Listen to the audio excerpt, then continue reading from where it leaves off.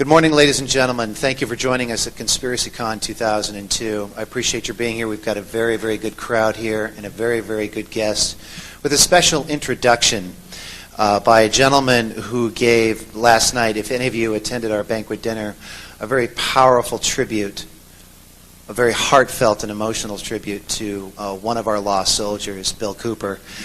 And that was given by his very, very good friend, Anthony Hilder, who gave an equally powerful lecture yesterday. I'm sure many of you saw that. Anthony Hilder wanted to introduce our next guest, and I think that's a great idea. I am going to then hand the podium over to him, and he will introduce Eustace to you. Ladies and gentlemen, with no further ado, Mr. Anthony J. Hilder.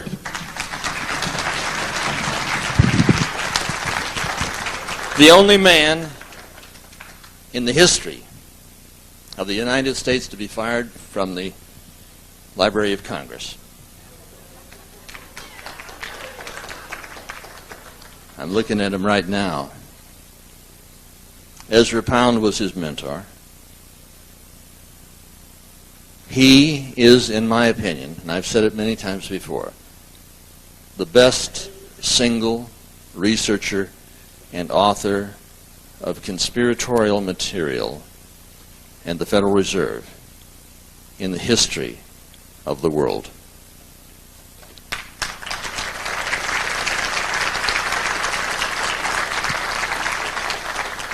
I'm looking at this guy over here. He looks much better this year than he did about 4 or 5 years ago when we were in Virginia Beach.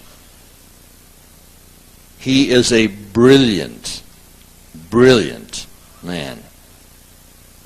He understands this conspiracy. Who's who, the names, the places, the dates, how it all stacks together to make this giant pyramid structure. Who's at the top, who's at the bottom, how it runs,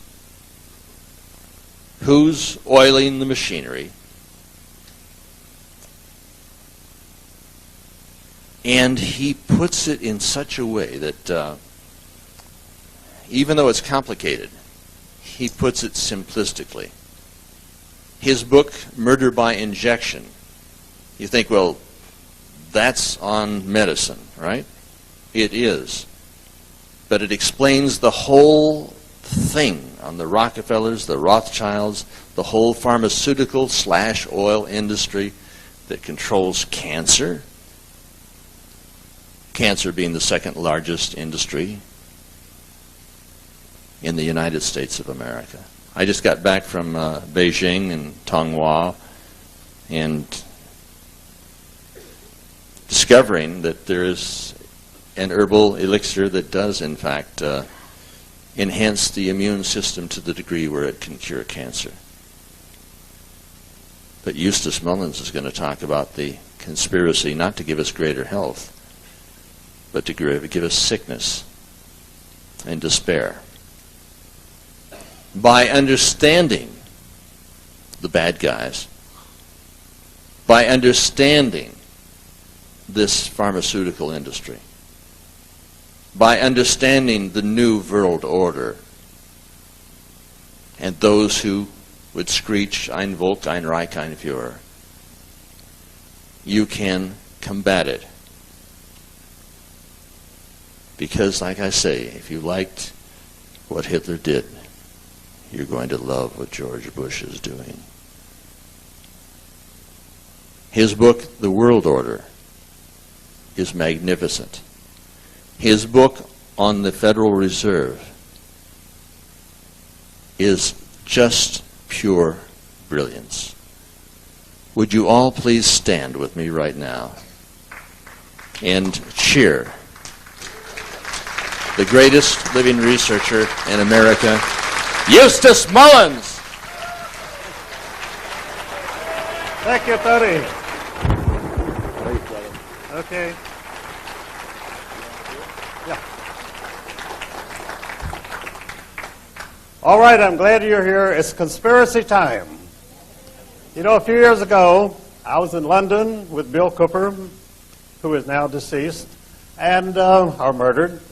And some people rented Wembley Arena, the biggest meeting place in England. They were going to fill it up with so many people wanted to hear about conspiracies. And when the press found out that I was going to be a speaker, they went wild. They had stories in all the newspapers, television stations, that Eustace Mullins is going to be here. It was almost panic. They did everything they could to stop me. When I landed at Heathrow Airport, they had the British officials were supposed to refuse to allow me to land in England because I was so dangerous. So these terrorists had gone to the British officials and said, "You have got to put Eustace on that plane and not let him come into our country." So the British officials, who are not totally stupid, said, "All right, show us his record. Show us what he's done." And so there was nothing. They had nothing to show. I mean, my record was as clean as the baby's bottom.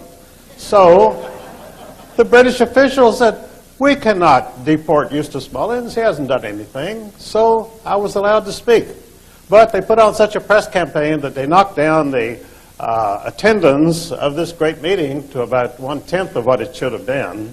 And so Bill Cooper and I spent most of the time in the bar because there wasn't that much going on. But I have run into a lot of opposition. I was run out of Canada 3 times last year because the press simply goes berserk when my name is mentioned. And the reason is quite simple. They know that I know the details of the conspiracy, and they don't want you to hear them. So they'll do anything to stop me from speaking. I was nailed in Chicago on the way up here. I had gotten on my plane in Virginia, flew to O'Hare to get the plane to San Jose, and I was standing in line. We were boarding the plane to San Jose, and I was pulled out of the line. They said, 2 guys said, "We need to give you a random screening." I said, "You don't screen people when they're boarding." I was screened already. They put me over and they went through my bag. There was nothing there. They had me put my arms up. And I said, "Do I look like an Arab to you?" When I said that, they went berserk. There was a young black man and a young Hispanic man. And when I said this, they started screaming at me. They said, "Stop talking. Don't say anything. Shut up. Don't say anything." Then they called 2 supervisors. And one supervisor came from one side, one came from the other, right at me at a pincer movement, because I was obviously so dangerous, you know, that it would probably take 5 people to subdue me. So they told these supervisors, they said, "He won't cooperate." And I said, "That's my bag on the table. You've got my bag." And I said, "You've got me." I said, "How am I not cooperating?" They said, "You're talking." So I was afraid I'd miss my plane, and I got a little concerned, a little nervous, which I don't usually. I usually enjoy this kind of encounter. I've been going through it for 50 years, and it's sort of fun. But I guess they caught me on a bad day, and I started getting a little nervous. So finally, they waved me on. I got on the plane, sat down, and the plane started to take off, and I felt something wet, and I reached up, and my hands were covered with blood. All of this pressure. I had a little high blood pressure, which had never bothered me before. And suddenly, I'm starting off on a 4-hour flight with a terrific nosebleed. So that was upsetting in itself. So I forced myself to be calm. I sat back and made it all right. The bleeding stopped. But when you get that kind of nosebleed from high blood pressure, you don't know where you're going. Sometimes you have to go to the hospital to have it stopped. And so anyway, it subsided. But when I got here, I found out why all this attention. They had gone through my bags at O'Hare, and they had taken out a can of shaving cream. I always get the giant size because it's a lot cheaper.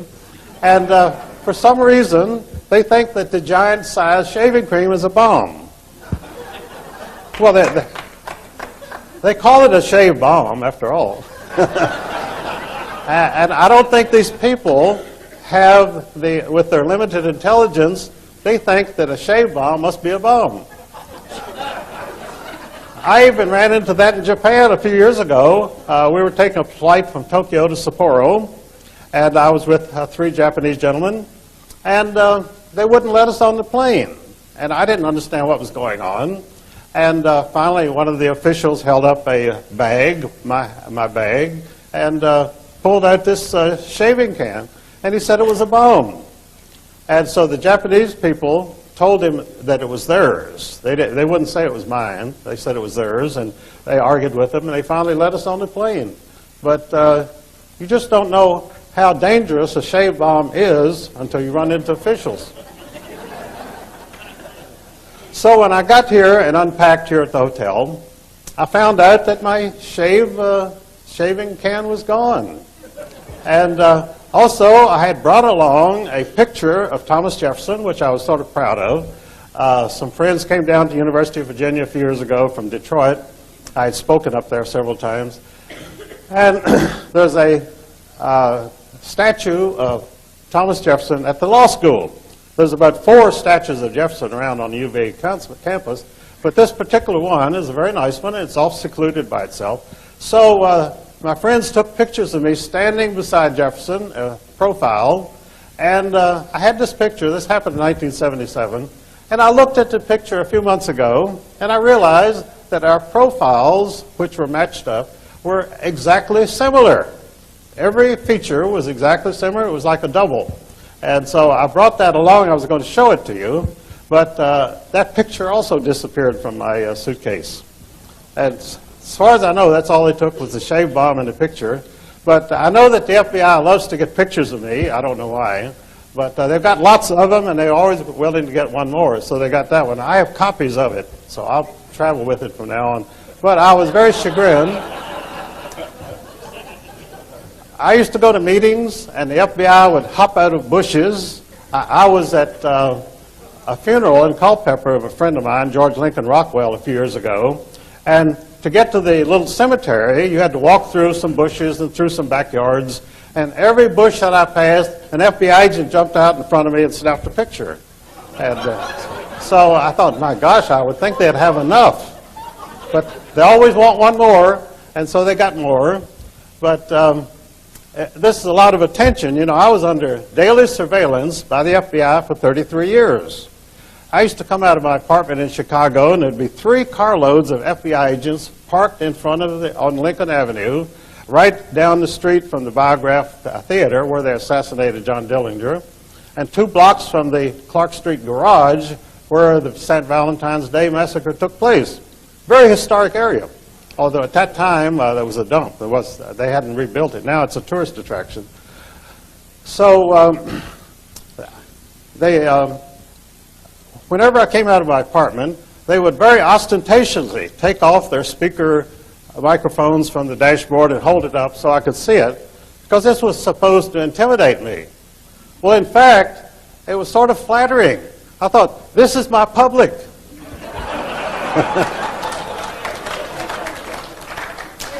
And it never really bothered me. They used to come and knock on my door, and they would say, Eustace, can we come in and talk to you?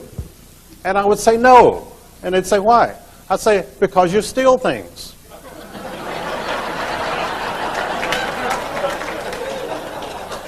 And then these agents would say through the door, well, if we promise not to steal anything.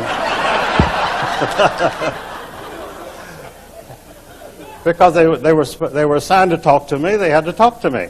And in fact, they waited outside of my apartment one day and chased me down the alley. They were calling Mr. Mullins, Mr. Mullins. And finally they came up to me and they said, we'd like to talk to you. And so I got in the car. I mean, I'm a very naive person. I got in the car sitting between 2 FBI agents, and we drove around. And they said, we only have one thing to ask you. Does anybody in the FBI owe you any money? Well, I was flabbergasted because I don't borrow money from anybody, particularly FBI agents. And so I thought very seriously. I said, well, no, I don't think so. And they kept insisting. They said, think hard. Doesn't somebody in the FBI owe you money? And I thought, well, no, not to my knowledge. In fact, nobody owed me any money, as a matter of fact. FBI agents are not. And so they finally went away very disappointed. And about 6 months later, I began to realize they were trying to bribe me. I mean, I'm a little thick. Things don't always sink in. And what they wanted me to say was, yes, in fact, you guys owe me $5,000, and I don't know why you don't pay me. And they would have paid me on the spot. They would have given me $5,000 because they wanted to sign me up. They wanted me on the payroll. And so they went away disappointed. In fact, they've gone away disappointed every time they've come around because I don't have rapport with them. But the fact is that for 20 years in Washington, whenever I was visiting there, I stayed in the home of an important FBI official. They were my oldest friends. And finally, one day, this official was going to retire, and he asked me to meet him down on 9th and Constitution at the Department of Justice building. We were to have lunch. And he came up, and he was very dejected. He said, Eustace, I can't have lunch with you. I said, that's all right. And then he said, they've told me, I'm retiring in 6 months, they said, if they found out that you've been in my house again any time before I retire, they're going to take my pension. And I said, well, that's no problem, because this is the way these people live. These are the rules they live by.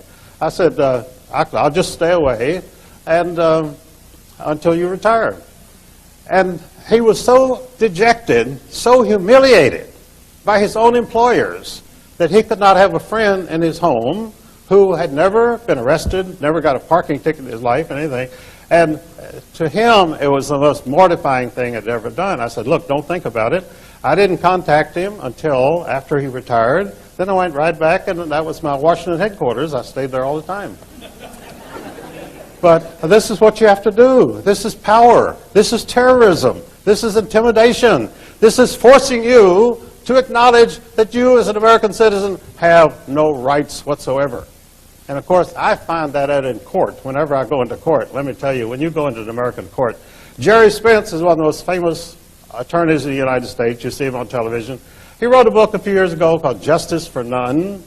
And the first sentence of that book is, there is no justice for any American in any American court.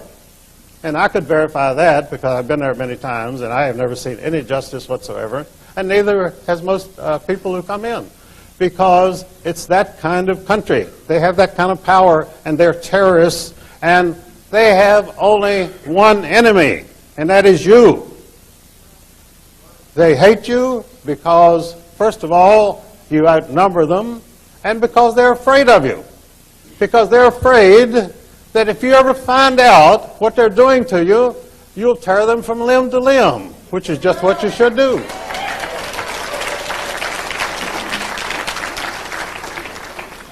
So it's a state of war, war of the government against the people. And how do you win that war? You fight back. I've been fighting back for 60 years. I went into the Air Force in 1942, served throughout World War II, but I really didn't start to fight until after I got home. I came back to the home front, and I saw so much corruption and so much dictatorship that I've been fighting them ever since. Then I met my mentor, Ezra Pound, in Washington, D.C. I went to an art school. And Ezra Pound had been imprisoned in an insane asylum without trial. He served 13 and a half years without trial, the longest period of time without trial of anybody in American history. I finally got him out in 1958. And my record is a little unusual. I always considered myself a patriot, but my education was entirely sponsored by 3 men, all of whom were accused of treason. I went to Washington Lee University, which was founded by George Washington, which its president was Robert E. Lee, and they were tried for treason. They were not tried. They were accused of treason. They would have been hung if they'd been convicted. They were never convicted. Then Ezra Pound completed my education, was tried for treason, never tried for treason, but he was indicted. He was indicted by a man who knew all about treason, a man named Alger Hiss, a communist on the personal staff of Franklin Delano Roosevelt. And Alger Hiss was very upset about Ezra Pound. And he had the Department of Justice indict him for treason. And it was so ridiculous that they never dared to try him. So when they brought back Ezra Pound to Washington, D.C., flew him back, they said, how are you going to defend yourself against the charge of treason? Ezra Pound said, I will stand by everything I have ever said or written. Well, that was the wrong answer. That brought consternation. They did not want him. They want you to grovel. They want you to say, I'm wrong. That's what they did with Gordon Liddy. You know, Gordon Liddy refused to grovel, and he served the longest period of time of any of the Watergate people because he refused to give in. He refused to cringe and to say, I'm so sorry for what I've done. One of the ladies who came to see Ezra Pound at St. Elizabeth's Hospital was a very famous scholar named Edith Hamilton. And so Ezra Pound asked her one day, he said, now, Edith, you've been an active lady all your life. Have you ever regretted anything that you've ever done? And she said, no, I have never regretted one day of my life. And he said, neither have I. And I personally feel the same. If you have to regret something, you must have done something wrong. But if you're fighting for your country, you're doing the right thing. And you'll never regret it as long as you live. This is the way of life. This is the way of the American patriot. This is the way this country was founded. And this country was founded by a revolution. And what did Thomas Jefferson say? He said, you have to have a revolution every 25 years. And it's true. Because within 20 years or so, the people in power began to like their comfortable lives. They don't want to give it up. They'll do anything to keep their power over you. And so they will start to oppress you, and they'll oppress you more and more and more. So my life has been as the protege of 3 men accused of treason. And I became the protege of other people. I became the protege of H.L. Hunt, the richest man in the world. And the reason H.L. and I liked each other, he was a very brilliant guy. And we got along fine. I will say this, that all the people that I've ever met who were real Americans, we never disagreed on one thing. We never argued. We never quarreled. Because we believed in the same thing. We were Americans. We're for America. We have no other allegiances. You have the President of the United States cringing in public, George W., and saying, we must defend Israel. I never heard a president say we must defend Israel or any other country. We elected him to defend the United States.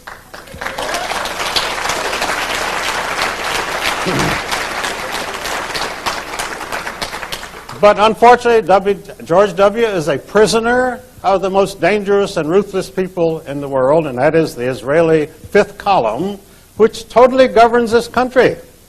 You have no Congress. You have no president. You have the Israeli fifth column.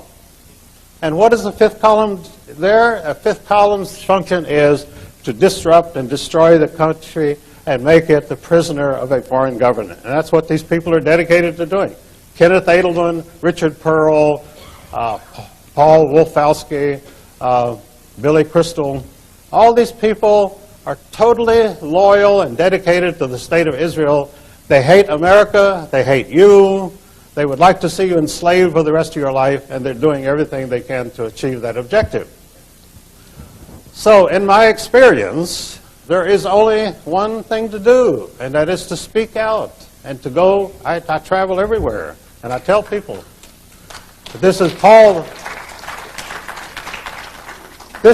Revere time. This is toxin time. Sound the toxin. Let the people know the enemy is here, and we are ready to fight. And that's been the story of my life, and it's been a very interesting life and a very full life. And I've met so many wonderful people, and people like Ezra Pound who would work with me endlessly because they knew that I would carry the ball. And that's exactly what I have done. I started off in Chicago as a magazine writer, and then I went with a motor club, and we had a little newspaper which published bulletins, and every day I would call up the City News Bureau, which was a local reporter's outfit, and give them bulletins for their papers. And one of the men I used to call was a young reporter named Walter Cronkite. And I always called Walter Cronkite Walter Crankcase because he was so full of oil. And Walter Crankcase became one of the most prominent correspondents. He is still today a director of Columbia Broadcasting System, CBS. Well, he was to be replaced by a classmate of mine from Washington Lee University named Roger Mudd, who also was a descendant of Dr. Samuel Mudd, who was accused of treason because he set a man's broken leg. And this offended some people in Washington, so they put him in prison for life. And so Roger became a very good journalist, didn't have a mean bone in his body, and he interviewed Senator Kennedy on his television program once. And Kennedy poured out this story about how he fought against the raging tides to save his pregnant girlfriend. And I go to Martha's Vineyard every year, and I have seen the place where this tragedy occurred. The water is 4 feet deep. Now, you couldn't even drown Chandra Levy in water 4 feet deep. So that's where the pregnant girlfriend drowned. And so Kennedy got so agitated about tourists coming there that he had the Massachusetts State Highway Department tear down the bridge because he was running for re-election, a tight re-election, and hundreds of people were flocking to see the bridge and driving down there. So he had them rip out the whole bridge. I think they put it back now, but for about 5 years you couldn't even drive down there. But these people are so cowardly. They're fearful all the time. They don't enjoy their power because they're so afraid of you. And so what you've got to do is to hate them as much as they hate you, frankly. I'm not an apostle of hate, but that's what you have to do. In your own self-interest, you have to know these people, know what they're doing, know what their programs are, and that's why they go after me with all these newspaper stories, TV denunciations. I spoke at a meeting of the Constitution Party, Pennsylvania, a couple of weeks ago. I was invited to come and speak. When I got there, they had backed down. They didn't make a reservation for me at the hotel. And they said, well, we're told that you're anti-Semitic. And I said, who told you that? Bring them in. Let me hear the witnesses. Well, they didn't have any witnesses. They had some words typed on a piece of paper, paragraph, which they claimed was from one of my books. It's a book that I never even published, and I haven't seen it. And they didn't have a copy of it. But they said, did you write this? I said, certainly not. Then they said, well, will you, before you speak, will you assure the audience that you're not anti-Semitic? I said, certainly I will, and I did. And so I balked them at every turn, but I finally had to sue them. I threatened to sue them to get my pay because they refused to pay me. But they were just a bunch of rats who had decided they were going to give me the business, and it didn't work. And the reason they attacked me in Chicago, if you've seen Sid Skolnick's writings, Sid is a very aggressive reporter up there. And he uncovered the story of Mossad, the Israeli intelligence agency. Mossad got its income from the Chicago Public Works Department because the mayor was Jake Arvey, a Zionist, and he was backed by Colonel Henry Crown, the armaments king of General Dynamics Corporation. And so they cooked up a scheme where they had 10,000 alleged workers at the Chicago Public Works Department who didn't exist. And those 10,000 checks every month went to Mossad, and that's where Mossad, they became the most powerful intelligence agency in the world because of that income every month. And in fact, a repercussion of this happened a couple of years ago when all of downtown Chicago started to be flooded. All of the old sewer pipes collapsed, and everything was flooded downtown Chicago because no work had been done there for many years. The 10,000 mythical workers did no work, and all the money went to Mossad. Well, they knew that I knew this, and so they were laying for me when I landed at O'Hare Airport, and I wasn't expecting a thing. I thought I was just going to get on my plane and fly out here. It didn't turn out that easy, but I made it anyway, because whatever you do, keep going, don't look back. And Satchel Paige used to say, if you look back, you'll see whether they're gaining on you or not. And you don't want to do that. Just keep on running. And that's the way to go for it. But as I say, they kept Ezra Pound in prison for 13 and a half years. And I met a newspaper man who, a congressman owed him a favor. His father owned a newspaper in North Dakota, the biggest newspaper there, and he backed Usher Burdick for election to Congress. And so Usher Burdick owed him a favor. So Rex went to Usher Burdick and said, I took Rex to meet Ezra Pound, and Rex talked to him, and he said, well, you don't belong in here. And Ezra Pound said, don't you think I know that? And so he said, I'll do something about it. So he went to Usher Burdick, and Usher Burdick went on the floor of Congress and said, why is the government holding this man? There was no answer, because they had no reason to hold him. So they had an 8-minute hearing, and after 13 and a half years, Ezra Pound walked out a free man. But they made one proviso, that he leave the country, even though he's a citizen in good standing. Well, he had married an English girl, and they had lived in Italy, so he was perfectly willing to leave. But I wish he had stayed, because the United States needed him. They need him today, because this was a very great man. And he initiated and commissioned me to write the Federal Reserve book, because he knew it was important. And I went to the Library of Congress, and I got the material, and I published it, and it's been in print since 1953, and many subsequent editions. But he was the spark plug which got me onto this whole thing. He had studied world politics for 30 years, because many of his young friends in the First World War had been killed, young artists, young writers, and he wanted to find out why. Why were these people dying? He couldn't find out why the war was being fought.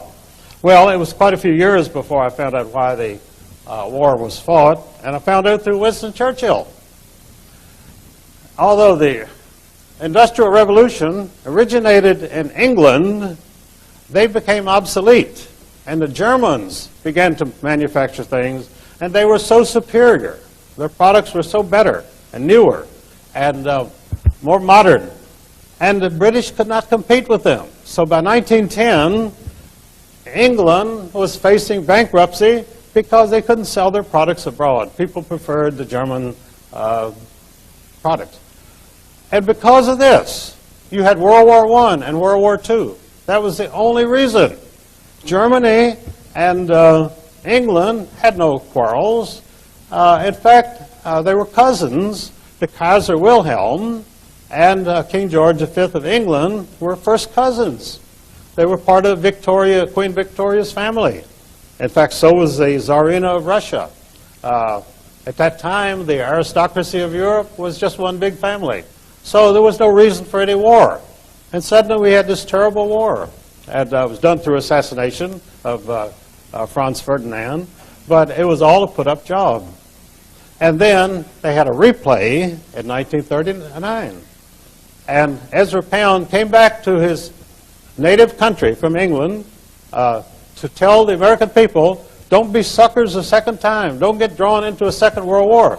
And Charles Lindbergh was saying the same thing, America first. Many prominent Americans were saying this. But it did not have any effect, because the money behind the war was so big that there was no way that they could not have it. And so they had the war. And they had it through what they called Pearl Harbor. Now, when we had the attack on the World Trade Center, they initially said it's another Pearl Harbor. Then they backed up on that, because they realized that by now most people in this country knew that Pearl Harbor had been staged. The Japanese had more or less been suckered into attacking it. And there were traitors in their own government, actually, who caused them to attack Pearl Harbor. And so, so the mention of Pearl Harbor brought up memories that they didn't want to, so they dropped the Pearl Harbor thing. Then they decided to call their war against terrorism a crusade, and they were hastily told you got to drop that because the Crusades were, of course, the historic wars between Christians and Muslims in the Middle East, which is still going on today. And they didn't want to get into that. So they finally settled on something very bland. They called it Homeland Security. And Homeland Security meant that you could be secure in your homeland as long as you were surrounded by armed guards, as long as you had to fight your way in and out of an airport to get on an airplane, and that you would have cameras everywhere taking your picture because you might do something evil or something treasonable, which, of course, most Americans are not even contemplating doing. We're good citizens. We live good lives. We're not into crime. But we are the people who are being surveilled. We're the people who are being pursued. I was dragged out of a line a few days ago at O'Hare Airport to be scanned. And there was nothing to scan. And when I put my arms up, they said, "Don't put your arms up like that. You're supposed to do it like this." And I said, I'm not used to being arrested. You'll have to tell me what I'm supposed to do.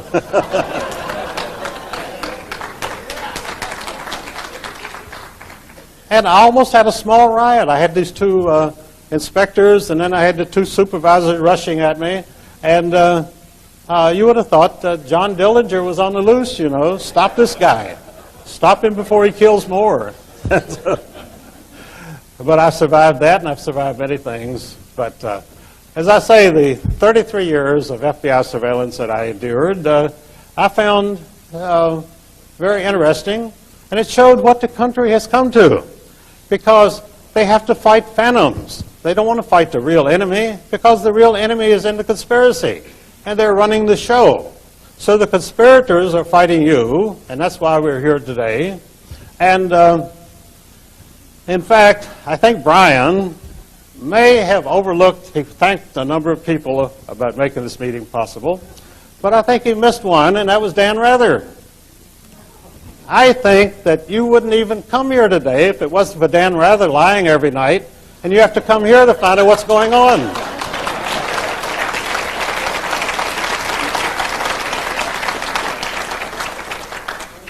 If Dan Rather would tell the truth, if the media would tell the truth, you wouldn't need to come to San Jose. You could turn on your television and see what's going on, bring you up to date. But because they give you nothing but lies, nothing but propaganda, that's why we have this meeting, and that's why we're fighting the conspiracy. Because we're tired of being lied to. We were lied into 2 world wars. We were lied into Korea. We were lied into Vietnam. The Cold War hoax, I've written articles about it for years. I called it the $5 trillion hoax. The Cold War was created out of nothing because... Like our money? Well, I'm getting to that. The Soviet Union was created with our money. The Federal Reserve Bank of New York put up the money for the Bolshevik Revolution. The Bank of England put up the money for the Bolshevik Revolution. And in fact, in Hitler Germany, the German banks and the German industrialists didn't like Hitler. They wouldn't give him any money. So the Rothschilds had to have the Bank of England finance the Nazi movement. And at the end of the war, when they tried the Nazi so-called war criminals, they never touched the bankers who had the Baron Schroeder, and one of the members was a director of the Bank of England, and they were never indicted. They were quietly released, and the people that they indicted and tried at Nuremberg, of course, were the figureheads. But the real powers behind World War II and the Nazi Party were never tried, and have never been tried to this day, because their minions were tried and executed. And in fact, in my book, on Murder by Injection, I point out that they actually went after some of the officials of IG Farben in Germany, and IG Farben was controlled by the Rothschilds. They had an American branch of IG Farben, which Paul Warburg, founder of the Federal Reserve System, was a director.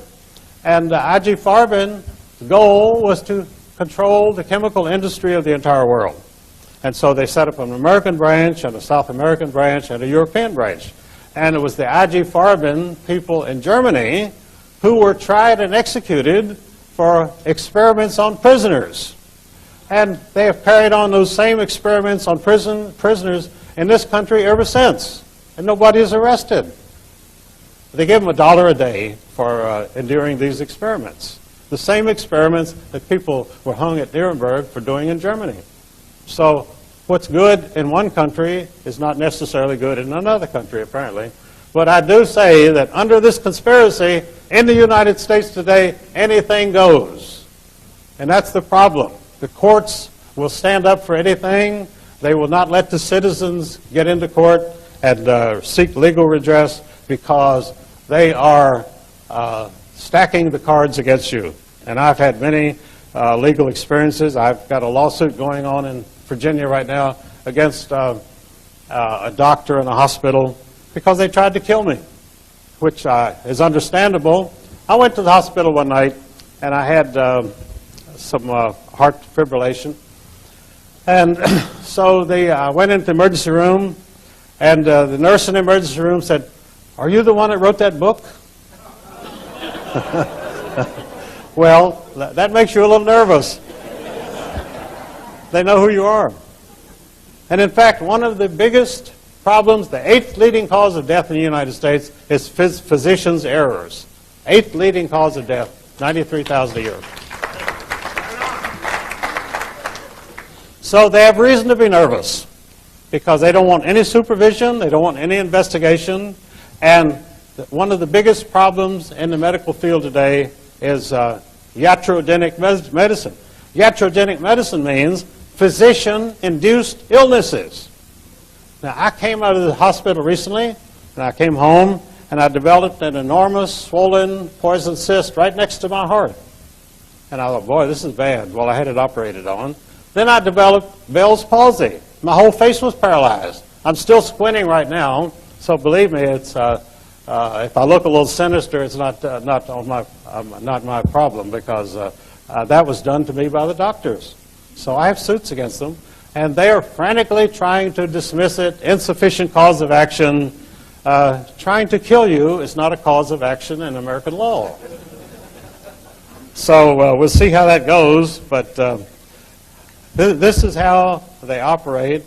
And so anyway, I got Ezra Pound out of prison, and my latest project is to show the Israeli fifth column in the United States.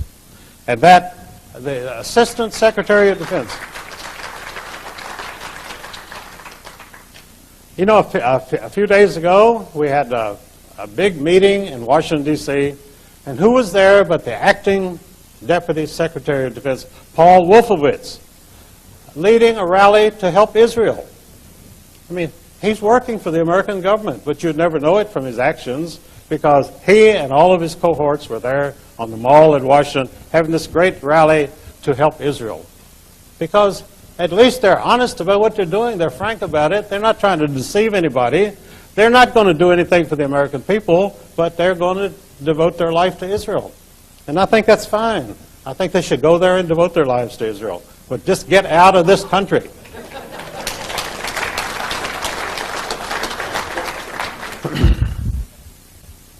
Now, after 9/11, by the way, you might have seen some commentary about the fact that the government, no one in the government wants to touch 9/11. They don't want any investigation. 11 days after Pearl Harbor, they had the first of 8 investigations going in Washington about Pearl Harbor. But now they don't want to touch any investigation, and the reason is they're terrified that you will find out what happened. So, no investigation. The Democrats and the Republicans are in accord on this, and President Bush is in accord on this, that there will be no investigation because there are too many unexplained stories. There is the disappearing plane which hit the Pentagon. They can't find any trace of it. And so it must have been a detonation of some kind. And, of course, the World Trade Centers. If you've ever seen demolition buildings on the television, you see how gracefully the thing sinks to the ground. Well, this is exactly what the Twin Trade Towers did in New York. you saw them sinking gracefully down. Now, an entire building does not sink down when a plane hits it. I don't care where the plane hits it, at the bottom or the top, but they were mostly at the top. But there again, General Parton is a good friend of mine, and he was the explosives demolition expert for the United States Air Force. And he tried for months to testify in the Oklahoma City bombing. They wouldn't touch him. They wouldn't let him testify because they didn't want his expert witness testimony. Leading demolition expert could not testify about the Oklahoma City bombing because he had stated, and has stated many times, that the Oklahoma City bombing came from inside out. They parked this truck out front, which supposedly blew up the whole building, but it didn't make any hole where it was parked. Because these were real demolition experts, and they directed the whole explosion into the building, leaving the street absolutely safe where it was. You could have been under the street and you wouldn't have been hurt. So that is how they're constantly defending their lies and their conspiracies, and that's why you're here, because believe me, we have got conspiracies enough for everybody. I have been denounced in the press many times as a conspiratologist.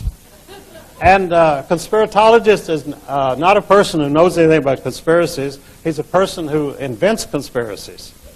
And I have never had to invent a conspiracy in my life. I can't keep up with all the ones that are already going on.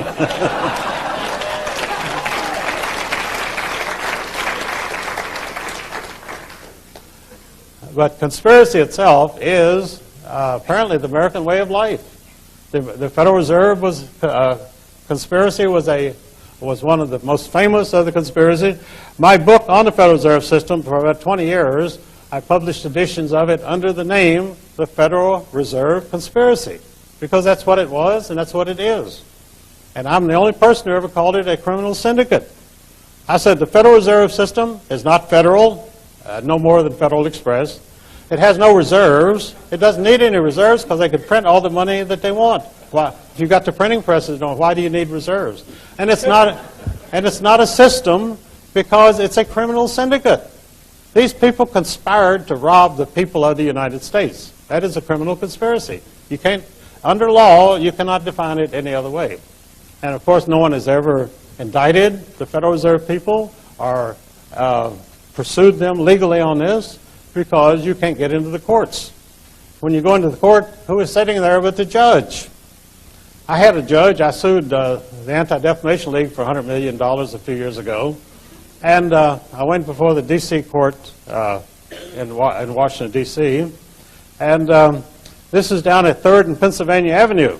When I used to walk, my friend George Stimson, the founder of the National Press Club, he would walk home down Pennsylvania Avenue in the evening to Capitol Hill, where he lived in a little hotel there. And we would walk by two buildings. One building was the Masonic building, and the next building was the Standard Oil building, Standard Oil office building. They were fairly modest buildings because they had limitations on how high the buildings could be. And we would walk past these two buildings. They were the most two prominent buildings on Pennsylvania Avenue. Well, they finally realized it was a little obvious, so they tore them both down and they built a big new courthouse at 3rd and Constitution, and that's the federal courthouse. That's where I went with my lawsuit. Well, the judge that they assigned to me was named Judge Harold Green. And Harold Green was the one that broke up the American telephone system, because the people in Russia were always complaining to the United States that we had such a wonderful telephone system, and they had a lousy telephone system, and it made them look bad. So Judge Harold Green decided, well, if we want to get along with the Russians, we've got to make our telephone system as bad as theirs. I mean, these people have odd ways of thinking. It's very difficult for you to follow their line of thoughts because they're insane. Criminally insane. And as I say, I got my education in the insane asylum under Ezra Pound, so I know all about it. I went to 4 of the best universities in the United States, and I didn't get any education. And we were all veterans, and we would have meetings at night, and we'd say, what's going on? we're not getting any education here at these famous universities, and they didn't know what to do about it. They were very concerned, and the professors were all like scared rabbits. They were scared to death. They were scared to open their mouths. And, you know, we were fighters. We were young people, and we were willing to fight. And we could not understand why these professors, who had very secure positions and lived well, were so scared. They were always scared. They were scared rats. And they're scared rats today. And that's because they do not stand for anything. They have no character. They have no backbone. And they won't fight for America. So we would have these meetings and wonder why we weren't getting any education. And I finally left the university and went to Washington to go to art school. I said, I might as well study art. I can't learn anything in an American university. In fact, in my biography of Ezra Pound, I stated that no one is so cut off from learning as a student at an American university.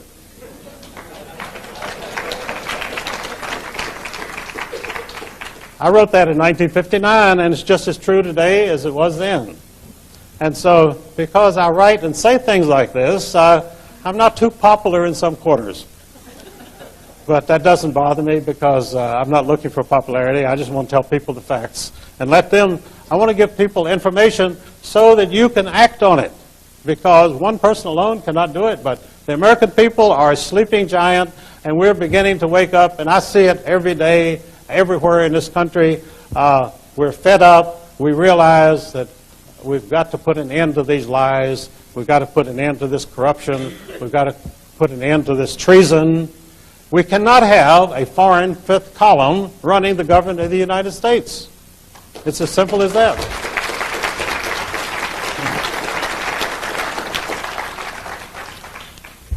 Now, I wrote an article for Rick Martin a couple of years ago, 5 years ago, called The Cold War Hoax, which stated that it was a $5 trillion hoax on the American people. And that was verified by one of the leading Israeli fifth columnists, a editor named Norman Podhoretz, who edits the Commentary magazine in New York City for the American Jewish Committee. And in his autobiography, he boasted that the whole Cold War was created out of nothing, simply so that the United States would have an enormous defense budget and we could furnish all of our military equipment to Israel so that they could fight the Arab nations. That's what it was all about. The Cold War was about Israel. It had nothing to do with the Soviet Union. And of course, the Soviet Union was being supported by the American taxpayer since 1917. That's all in my book, all documented, never been challenged by anybody.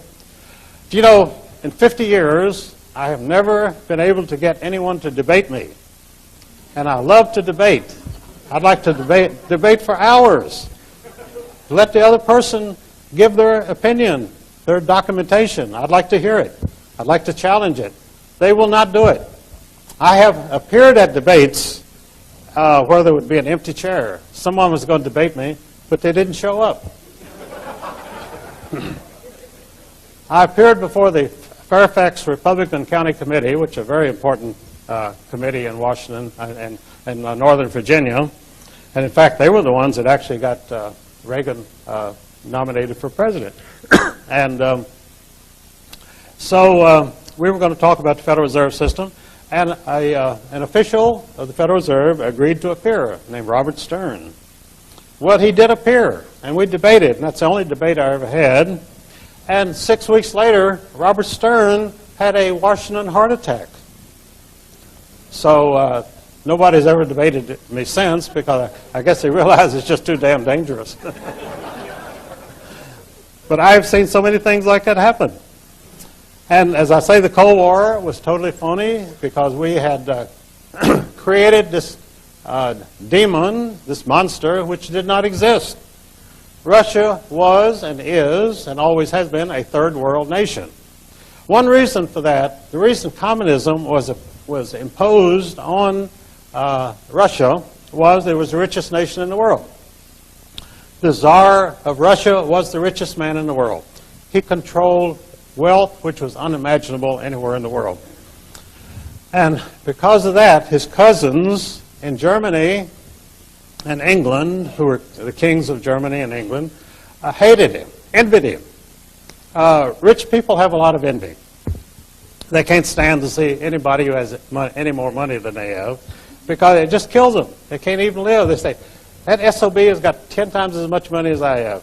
And they can't sleep at night. It's just something they can't get over. So they murdered the Tsar and took his money. And in imposing communism on the American people, which was done by the British Secret Service, by the way, the Russian people had no part in the Russian Revolution. Didn't even know what was going on.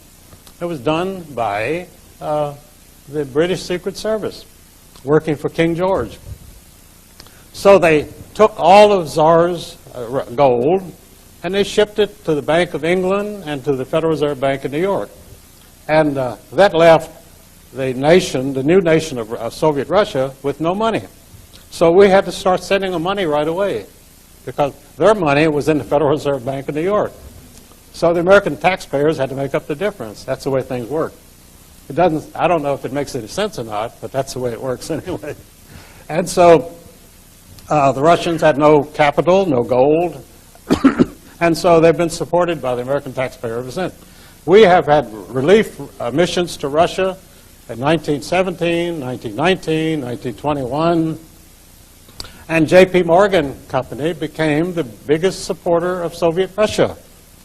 Dwight Morrow, who became the father-in-law of Charles Lindbergh, Jr., was their biggest supporter. J.P. Morgan. Now, the communists were supposedly, they hated capitalists and they hated banks, bankers. But yet J.P. Morgan, the most famous banker in the world, was practically the sole supporter of the Soviet Union. And for many years, only 2 people could land at Moscow airport without permission, flying any time. They were Armand Hammer, founder of the Communist Party of the United States, and David Rockefeller, who may be the real founder of the Communist Party, I don't know. But anyway, Armand Hammer had the title and David Rockefeller had the money. They could land at Moscow airport without getting shot down, but no one else could. If they approached the airport, they'd be shot down immediately.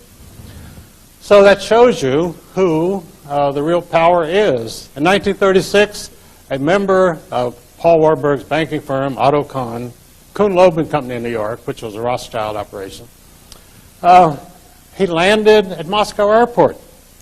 And Stalin himself, the ruler of Russia, who murdered 1 million people a year, came out to visit him, came out to welcome him, and practically groveled before Otto Kahn, a little Jewish banker from New York, because that's where the real power was. Stalin had power in Russia, but he had no power anywhere else.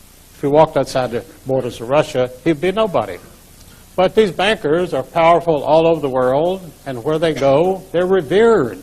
People hang on every word, and they absolutely listen to them and will do anything that they say. And that's the kind of world we have because the money people exercise the reins of power. And they can call themselves democracies, they can call themselves fascists, they can call themselves Nazis or communists, but they're all the same people.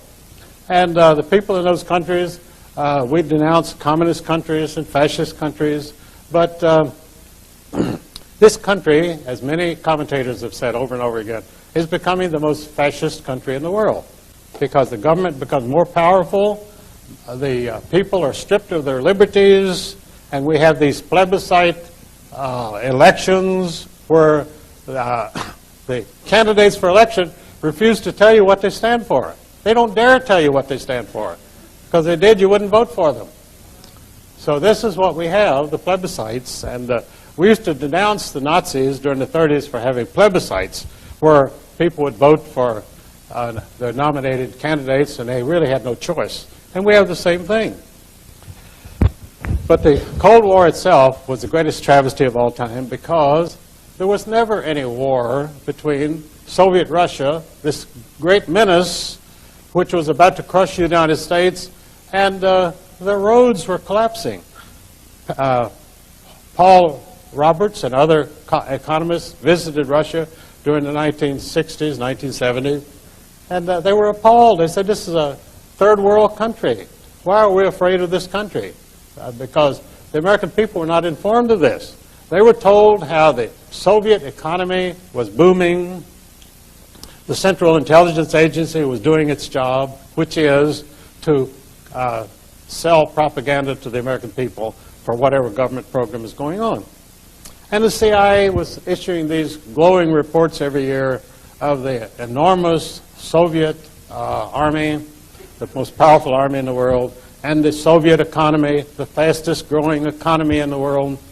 And we were reading this. These were official CIA reports. They'd given them to Congress, and Congress would say, now we've got to increase our defense budget again. We're spending $280 billion a year. We've got to increase again, because the Soviets are becoming more of a menace every day. And the Soviet Union did not even exist as a military power. They finally went into Afghanistan, and a few tribesmen in Afghanistan crushed them, and the whole country collapsed. That was the end of communism, because they went into Afghanistan. So it was obvious that they would never have attacked the United States. It wouldn't have lasted 2 days. But this is the sort of misinformation that you get from official sources. And because of this kind of information, we do not know what's going on. We have to make decisions about our country when we don't have the facts. We have no information. That's why you're here today, to get your information, because you don't get it from the press. You don't get it from Dan Rather. All he's doing is carrying out the government propaganda. And we don't need any more propagandists. We want the truth. And that's why we come here. And this is a growing sentiment throughout the United States.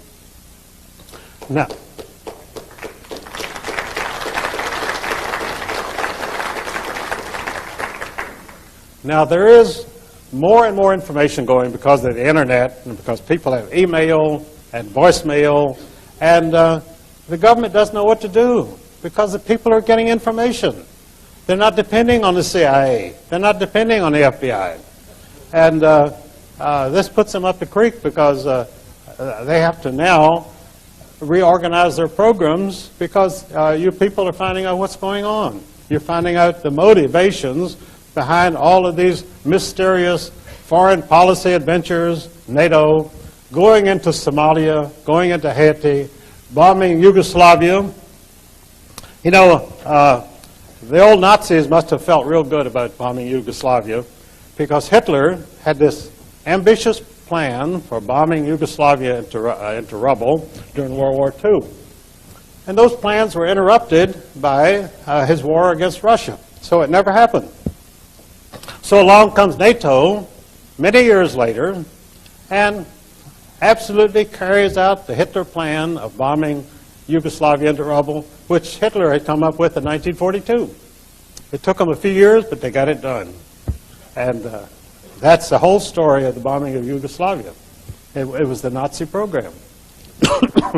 And in fact, NATO is the Nazis of today. And I was told this in Japan, of all things. The granddaughter of the last emperor, Meiji Emperor, told me this. And she had gone to Yugoslavia to talk to Milicevic and to tell him this. And he knew it. That's why he's on trial today. He's on trial because he opposed the Nazi bombing of Yugoslavia by NATO. And so he's on trial for his life as a supposed war criminal. And I don't know what happened in Yugoslavia, and I don't think anyone else will ever know. But you haven't heard much about his trial lately because things disappear from the press. It's very interesting. They have an arch criminal, and they're going to have a trial, and they're going to wreak vengeance on this terrible criminal. Then suddenly it all kind of fades away. Nothing happens. You remember the great furor about anthrax after 9/11. Well, anthrax was the greatest danger in the world. Everybody was talking anthrax, and a senator said he got a letter with some anthrax in it and so forth. And we were supposed to be terrified of anthrax. So I wrote an article for Rick Martin, which I titled, "Anthrax is as American as Apple Pie."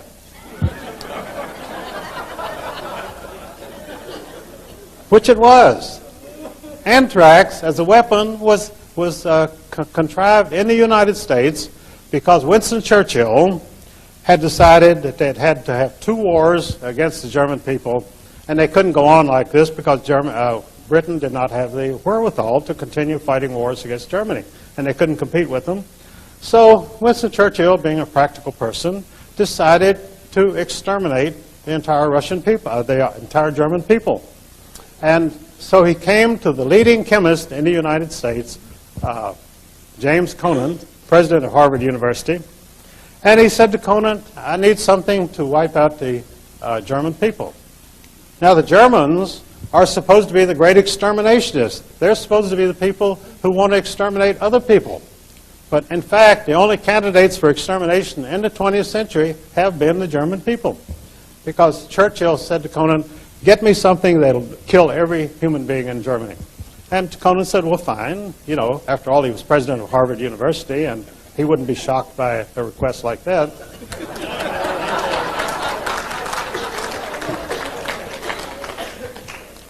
So he finally told Churchill, he said, I think anthrax would be the thing to do it. And so Churchill says, go ahead and develop it. And he developed anthrax cakes, which would be dropped in Germany. And it would be fodder for animals, which was impregnated with anthrax. And the cattle would eat this, and then the people would eat the cattle, which the Germans would eat the cattle, which were now heavily impregnated with anthrax, and they would die slow, agonizing deaths. Well, this seemed to be just the right thing. So they made 5 million of these anthrax cases, and they were going to drop them in Germany. But then the war ended. The Germans quit on us, and so they never had a chance to exterminate them. So these 5 million anthrax cakes were stored in England for many years, and finally, in the 1970s, they realized they had to get rid of them, so they burned them. So here you had clouds of burning anthrax going over England. I don't know how many people that killed, because nothing was ever said about it. And so then we heard nothing more about anthrax until suddenly they said Saddam Hussein of Iraq has anthrax. Well, if he had anthrax, it came from the United States because we were the only people that produced anthrax. But nothing was said about that. So all of a sudden, we had this terrible weapon which we had to be fearful of anthrax. And the papers were full of it, the news programs every night, anthrax, anthrax, anthrax. And this went on for months. And then when my article came out about anthrax as American as apple pie, anthrax disappeared from the news. How long has it been since you've heard of anthrax? They'll mention it once in a while in a passing. But the great campaign of anthrax was abandoned because I had exposed the fact that James Conant had worked on it right here during the war at Fort Detrick, Maryland. Same place they developed AIDS, by the way. They're very active at Fort Detrick. They come up with a lot of stuff. And so they just had to give up on the anthrax because they were using the anthrax scare to also have a new smallpox scare. They were saying that the bioterrorists not only are going to give us anthrax, but they're going to spread smallpox. So they had 17 million decaying doses of smallpox vaccine, which they wanted to get rid of. So the government was going to inject these with 17 million Americans with these doses, which were probably, they admitted a lot of them would be fatal because they were no longer usable. And they finally had to abandon that. But the pharmaceutical companies were dead set on going ahead with the great smallpox vaccination, which never happened because the risks were too great. They would have killed thousands of people. So they had to abandon that. And of course, I say they abandoned the great anthrax campaign. But these things disappear very quickly from the news. You never hear it again. None of your commentators will say, whatever happened to the great anthrax scare, whatever happened to the great smallpox scare. They simply go on to other things because they have new programs coming up all the time. And it's a corporation mentality because we have a corporate state, and corporations develop programs to promote this and to promote that, and every employee has got to get behind this 100%. And if you have any laggards who say, well, I'm a little dubious about this, they're out the door before they know what happened to them. And that once you get out on those terms, you don't get employment anywhere else. Because when you leave one corporation, if you don't have a recommendation from them, you can't go to another corporation and get a job. That's how they operate. So another thing that I wrote about recently was called the $6 trillion robbery. Now, the $6 trillion robbery was the Great Recession of 2000.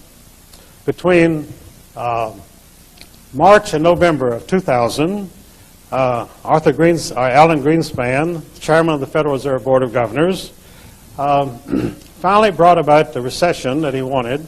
It took 6 rapid interest rate increases to bring the country and the economy to the point of collapse. 6 increases before he could do this. Now, during the great boom years, what they call the new economy, Greenspan had initiated 22 measures over the years at the Federal Reserve Board to increase the flow of money, increase the supply of money. And so the stock market boomed, and the prices kept going up and up and up. And so then one man, supposedly, of course he doesn't do it alone, Greenspan was told it's time to have a crash. So he started initiating these interest rate increases. And the financial commentators said, why is he doing this? And Greenspan said, there's the threat of inflation. And the Wall Street Journal said, there is no inflation. And he said, yes, but there might be. Some point in the future, we may have inflation. So we've got to act now promptly so that this inflation won't develop. And so, and of course, it was all fake. Everything these people do is fake and lies. They have no background whatsoever for it. Milton Friedman has said for 50 years that the Federal Reserve has caused every financial problem in this country since it was initiated in 1914.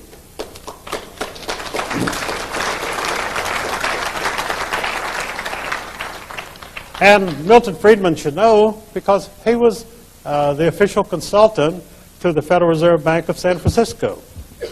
So he knew what he was talking about.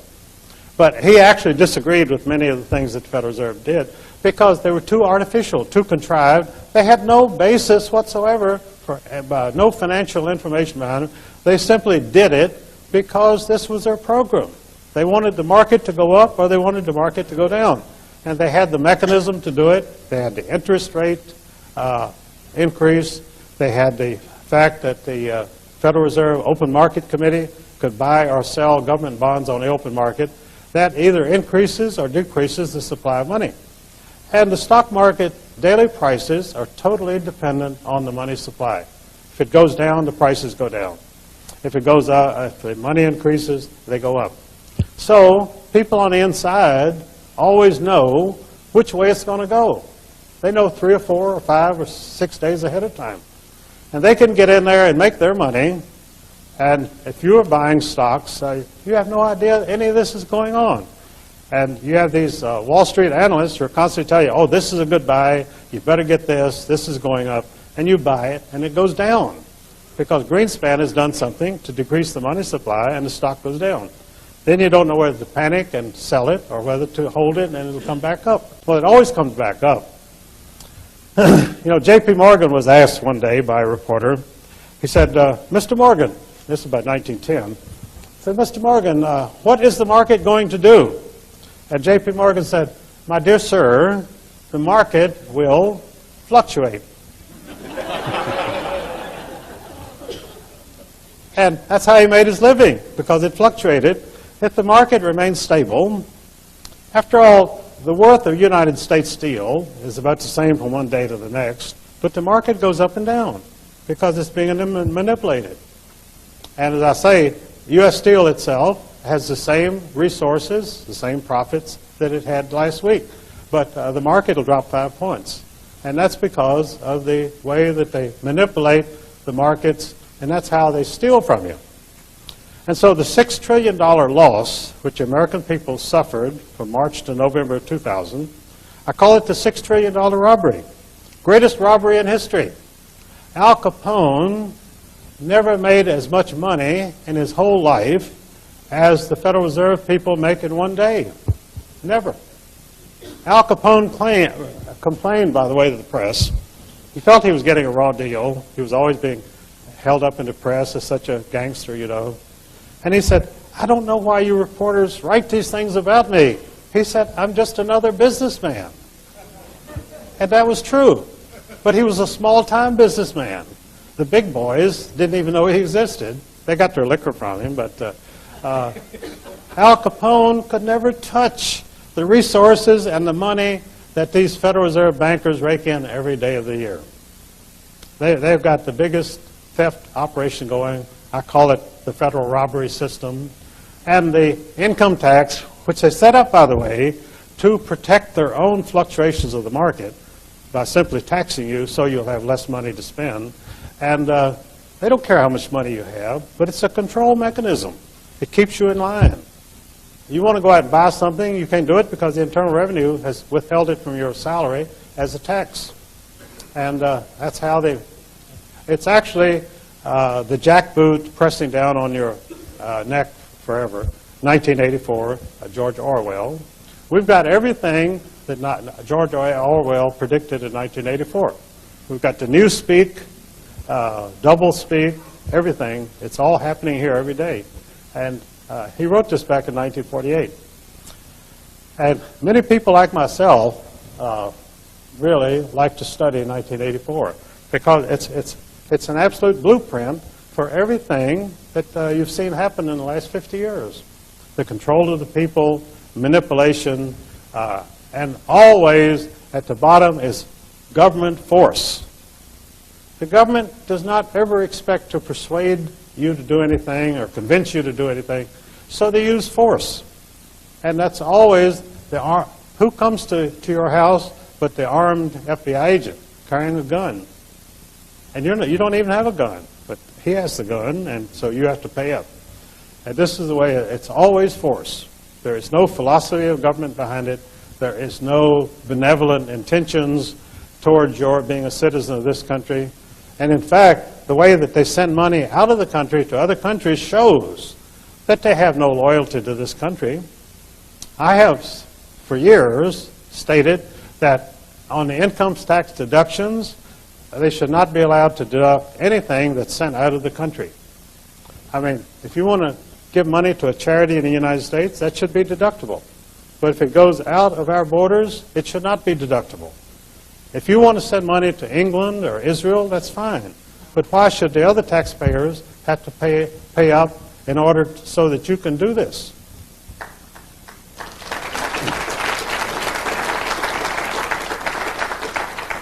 And you know that for 50 years, I'm the only person who's ever made that proposition.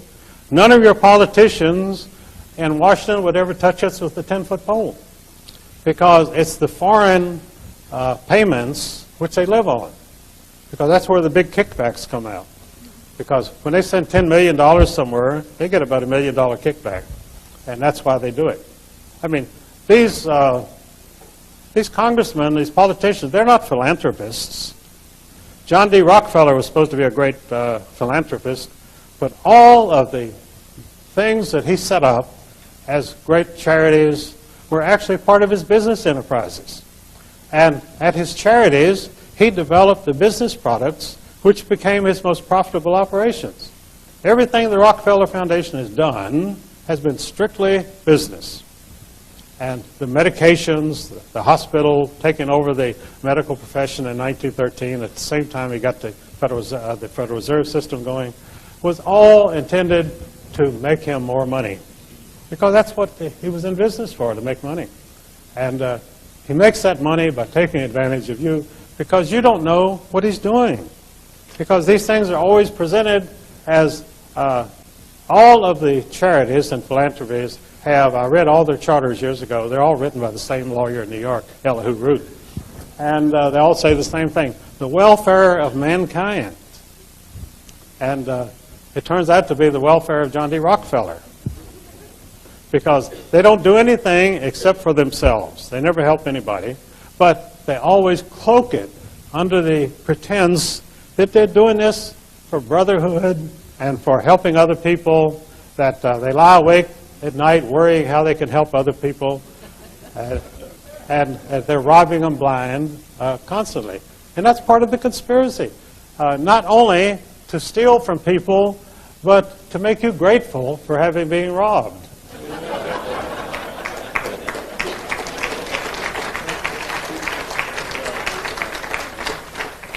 And it takes a real philanthropist to do this.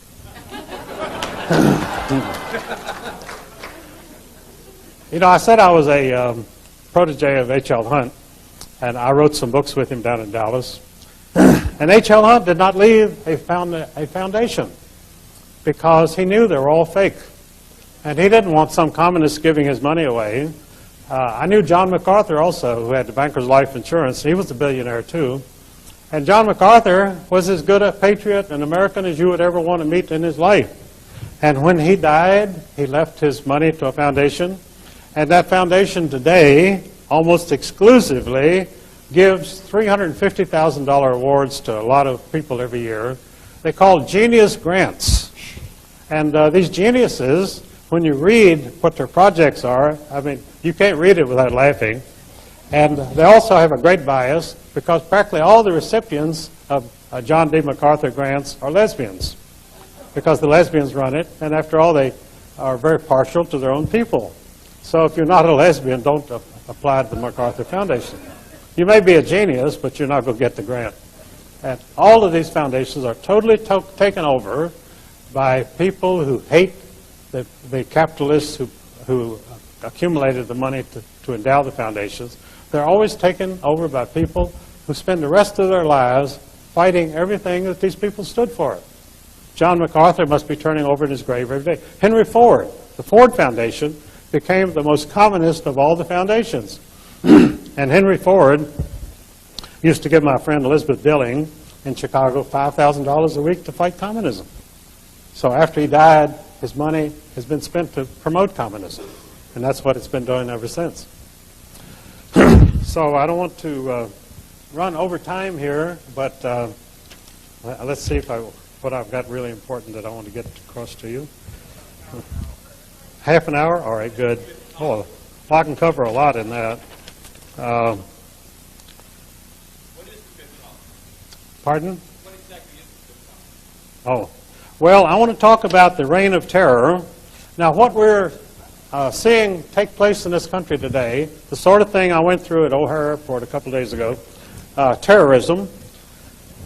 By the way, these two inspectors who were giving me such a rough time there, and I told them, I said, look, I don't understand this. I'm not a terrorist.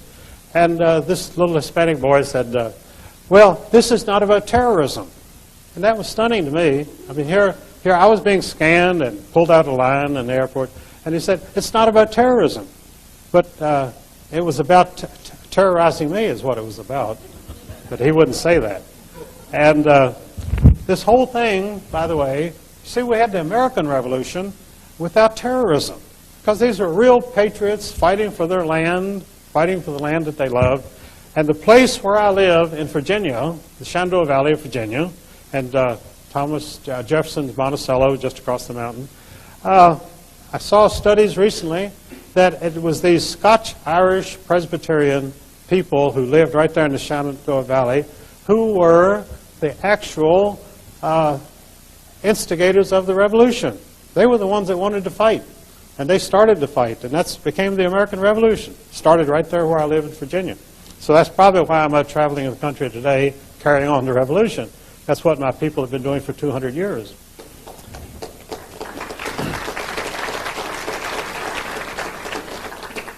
So we had an American Revolution without terrorism, but they had exactly the opposite in France, because the French Revolution was driven by hate and envy.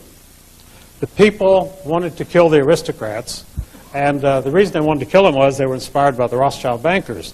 The Rothschilds had become very wealthy, and they now had money to instigate revolutions on their own, so they instigated the French Revolution. And as the revolution progressed, they instituted a reign of terror. And they very quickly killed most of the aristocrats. Well, they ran out of aristocrats, but they still had the bloodthirst. So they started killing peasants. They put hundreds of peasants onto rafts and floated them into a lake and drowned them. They sunk the raft and drowned them. They were bound so they couldn't swim. And they were killing them. They were killing peasants right and left. They did the same thing. Stalin did the same thing in Russia. He killed 10 million peasants. And this was in the Ukraine, which had been known for many decades as the breadbasket of Europe. Well, after Stalin murdered the peasants because they didn't fit in with his 5-year plan.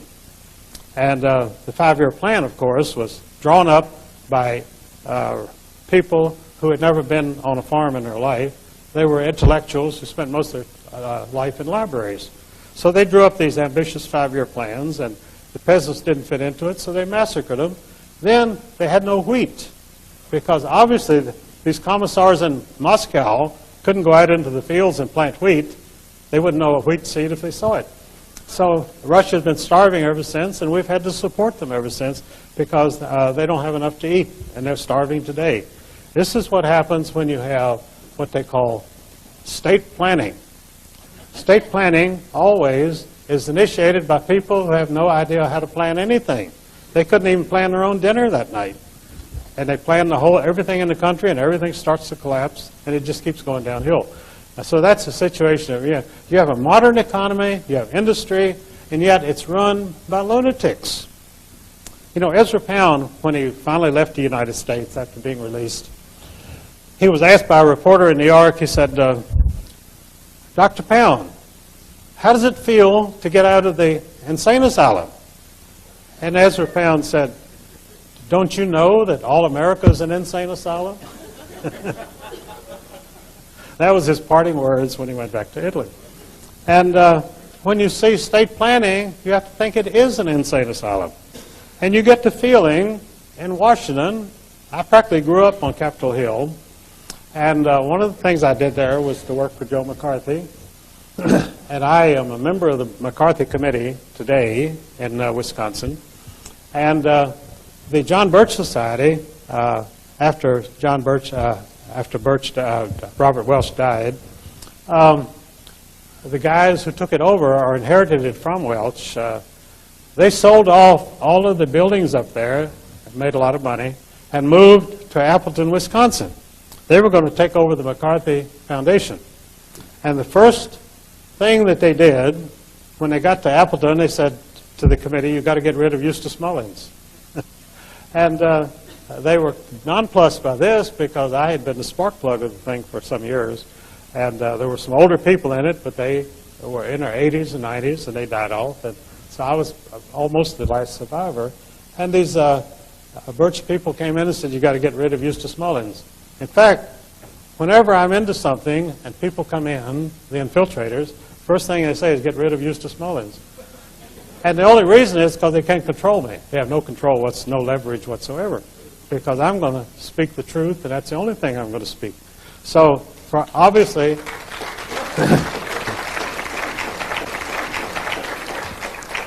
this is the great stumbling block. Before they can go on with their ambitious plan, they have to get rid of me. And they always try. They work very hard. I think I mentioned, too, earlier, and I should have gone back to it, was that when I filed this $100 million suit in the federal court in Washington, D.C., down at 3rd and Pennsylvania Avenue, Judge Harold Green was placed in charge of it. Well, I didn't know it at this time, but I found out later that Green, a very secretive individual, was a German Jew named Grunhaus. His name was Hein Grunhaus. And he came to the United States in 1943. Well, Jews were not allowed to immigrate in 1943, so he must have been sent over here as a double agent. And so he promptly joined the United States Army, and he and Henry Kissinger and a bunch of other communists went back to Germany as the occupation army. They didn't participate in the fighting. They waited until people like Audie Murphy had won all the battles and the war was over. Then in comes this influx of these people, a horde of refugees who became the occupation government of Germany. And Kissinger had the code name of Bohr as an official Soviet agent, which has been printed many times. He's never denied it. And one of his chief assistants was Grunhaus, who now called himself Green. I don't think he even changed his name legally. They don't bother. Don't have to. So Green came back and joined the Justice Department. He authored the Voting Rights Act of 1950, the Civil Rights Act, and became one of the most influential people in Washington. So they made him first a Superior Court judge, and then Lyndon Johnson put him on the federal court in Washington. So he was my judge, and he promptly dismissed my suit without a hearing.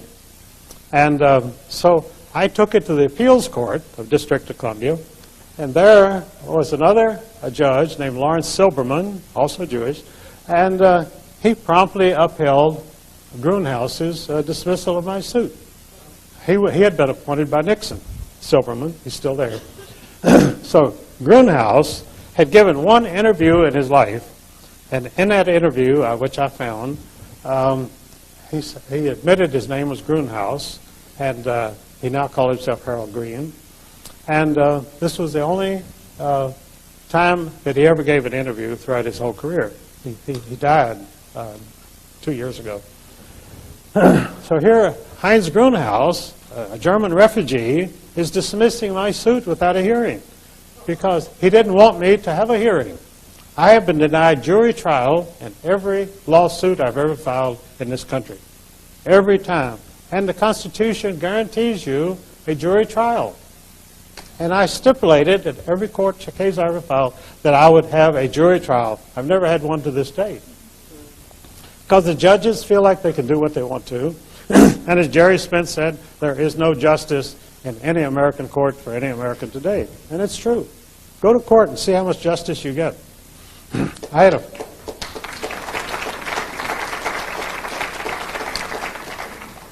had a friend named Tom Donahue, and I started him in a radio program. And he's a refugee today. He's on the lam. I haven't heard from him for some years. Because he went before Judge Barefoot Sanders in Texas, and Sanders would not even allow him. He would only give him 10 minutes to present his own defense. And it was a trumped-up charge.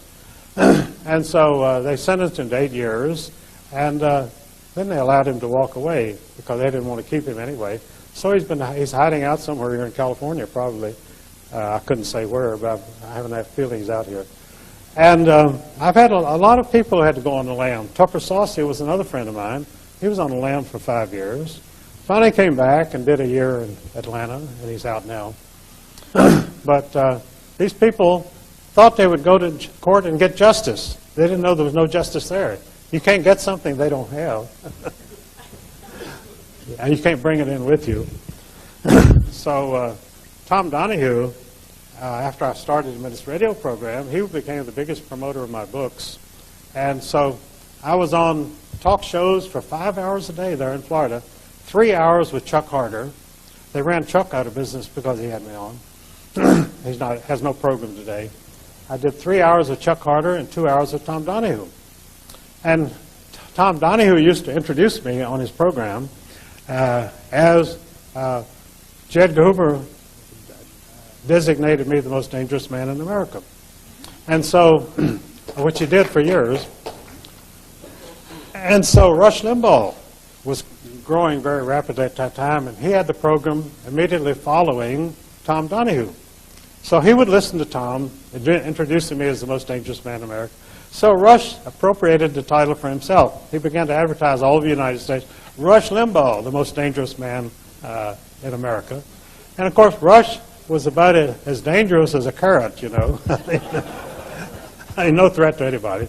But he used that for a couple of years, and he finally dropped it because it was so ridiculous that he couldn't carry it on any longer.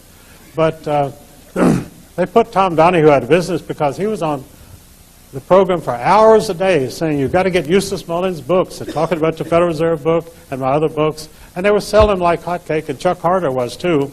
So they sent a reporter down from New York to take care of Chuck Harder. And the way he did it, he came to Chuck and he lied. He said, we want to do a big spread on you in the New York Times. And he wasn't even with the New York Times. He was a Nation correspondent. And but Chuck didn't know that, didn't check him out. And Chuck thought, boy, I'm going to have a big spread in the New York Times. This is going to be great. And so he invited the guy into his hotel there and wined and dined him and showed him all of his operation, let him go through his files. So the guy goes back and writes a series of articles. The main thrust was that Chuck Harder was a tool of Eustace Mullins. and that I was using Chuck to promote my books, and that Chuck was the sucker for doing this. So, of course, it was a total double cross because I had no influence over Chuck Harder at all. He only sold my books because he made money off of them, and he was making good money. But so I said to Chuck, I called him up, I said, look, I can refute everything that is in these articles about my being anti-Semitic and so forth.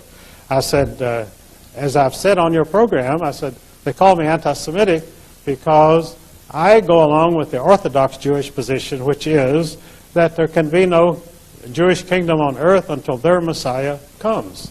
And they don't acknowledge Christ as Messiah. And so the Rothschilds, after they began to make a lot of money, they decided to start their own Jewish movement, and they called it the Reform Jews.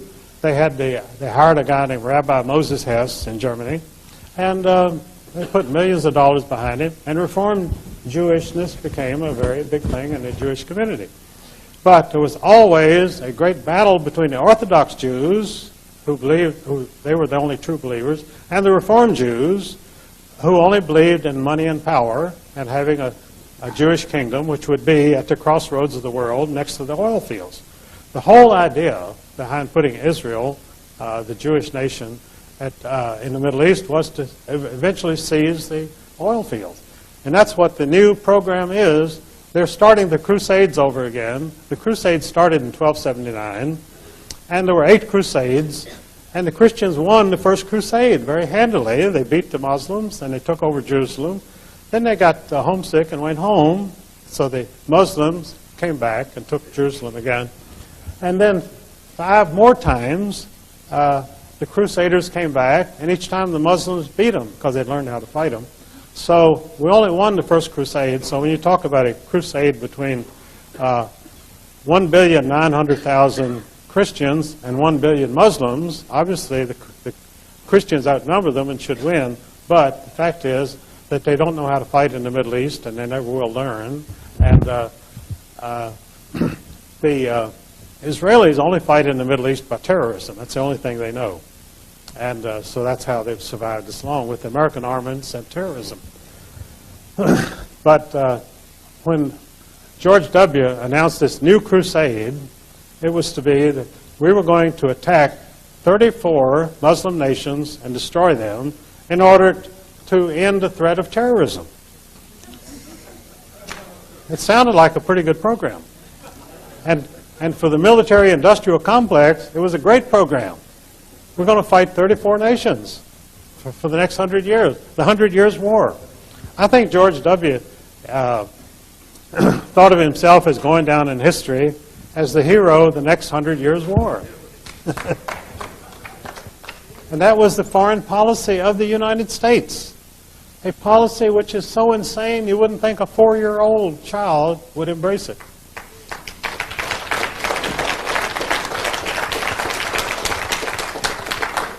And even today, it's the only foreign policy we have. We have no other foreign policy. And of course, our foreign policy should be how to get along with other nations. Instead,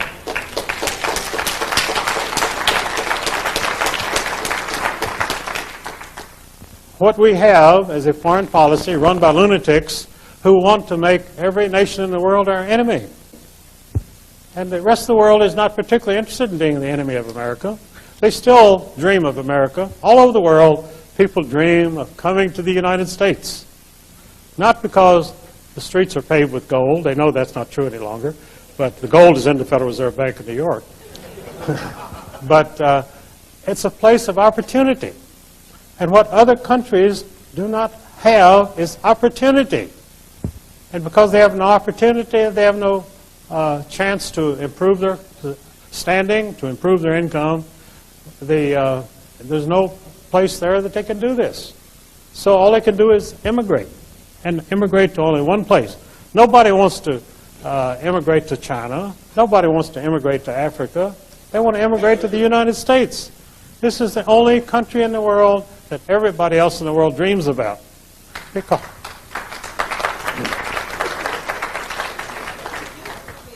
And that's understandable But at the same time, you and I living here know that it's up to us to always fight for this country and to keep it a country that is the envy of the world. And this is our great task. And this is what we can do, and we will do, because we understand it's our duty and our responsibility. We fought 2 world wars, which were totally staged, as I say, to knock out German industrial capacity. And they had the Bolshevik Revolution. The Bolshevik Revolution was perpetrated not only to rob the Tsar, but to put Russia back in the Dark Ages, to eliminate Russia with its natural resources as a competitor in the modern world. So what communism did was to put Russia back 100 years. In other words, the Russians are in 1880 and it's 1980, so they're 100 years out of this, they're out of the competition. Because any nation, when they get a modern economy and a good workforce, can actually become a great threat to every other country in the world. China is no threat to us because it's a communist country and they're controlled, and they're inundating us with their mass-produced products, but that's because of our government's policy. It's not China's policy. This comes out of Washington. Why did President Clinton cultivate the Japanese and accept millions of dollars in bribes for them?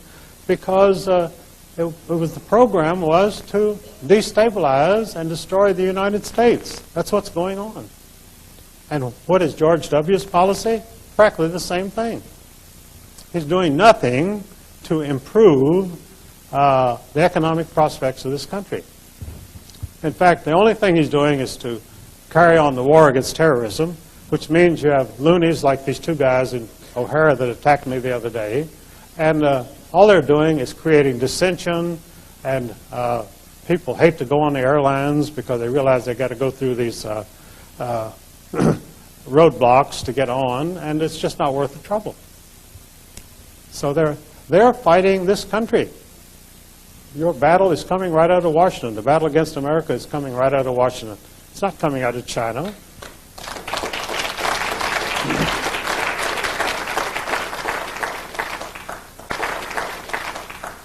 And if it's a battle against America, what is it? It's a conspiracy, and that's why you're here, to find out about the conspiracy. They could not do this without a conspiracy. If one person in Washington would stand up and say, I stand for America, see what the bumper stickers they put out, they say, you stand behind this country, stand behind the USA. They don't say, we stand in front of the USA, we stand behind. And because they're behind, we're behind. And that's where we are today. Language is very important. So all the slogans that came out of the 9/11 show the total poverty and hopelessness of these people because they're living in the past. They cannot face the future. And the future belongs to America. And we will have the future if we exercise our responsibilities.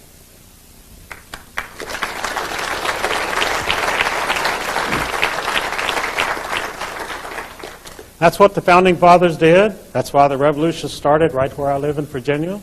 And the people there have not changed. They're fighters. But because they're so misled, we have 2 senators from the state of Virginia who are absolute incompetent numbskulls. And in fact, I filed legal papers last week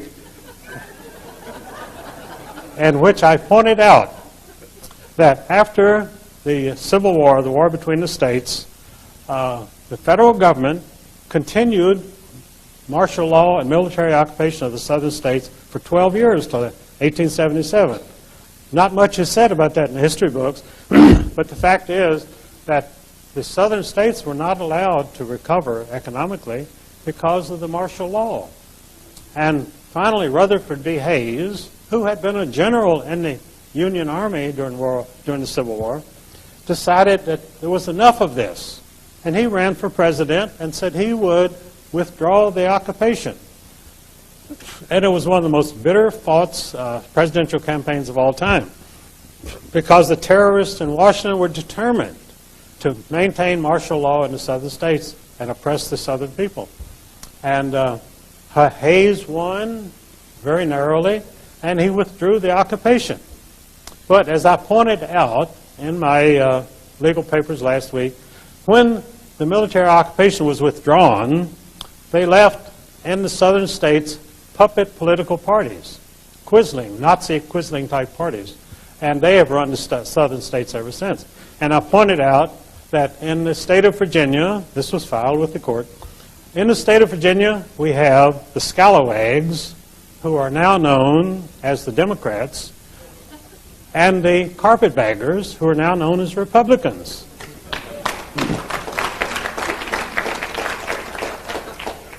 And if you think I'm ever going to get a chance to argue that in court, you're being very optimistic. But it's in the court records.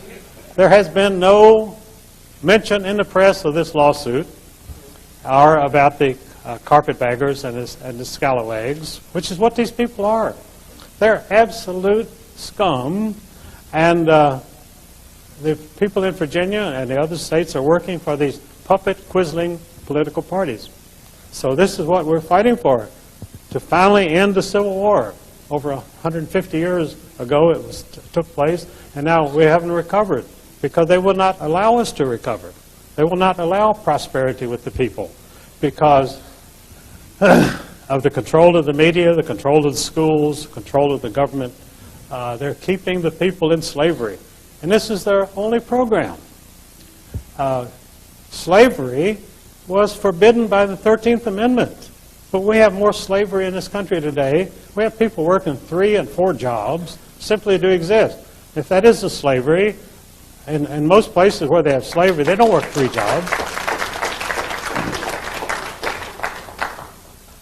And if you have to work like that, then you're a slave. Absolutely no other description for it. So what I call for is the liberation of America, the restoration of freedom to the American people.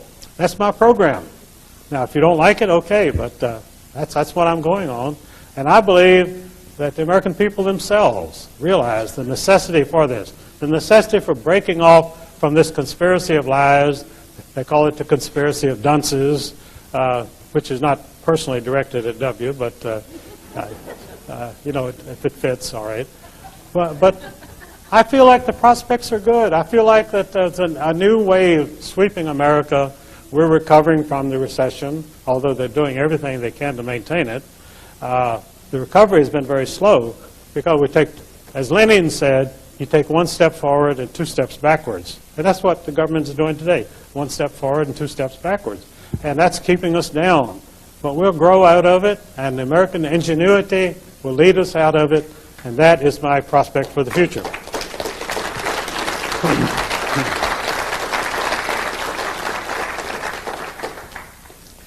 Now, I think we have a few minutes left for some questions. If I guess people will come up and ask the questions, and I'll be glad to answer anything that... Okay. All right.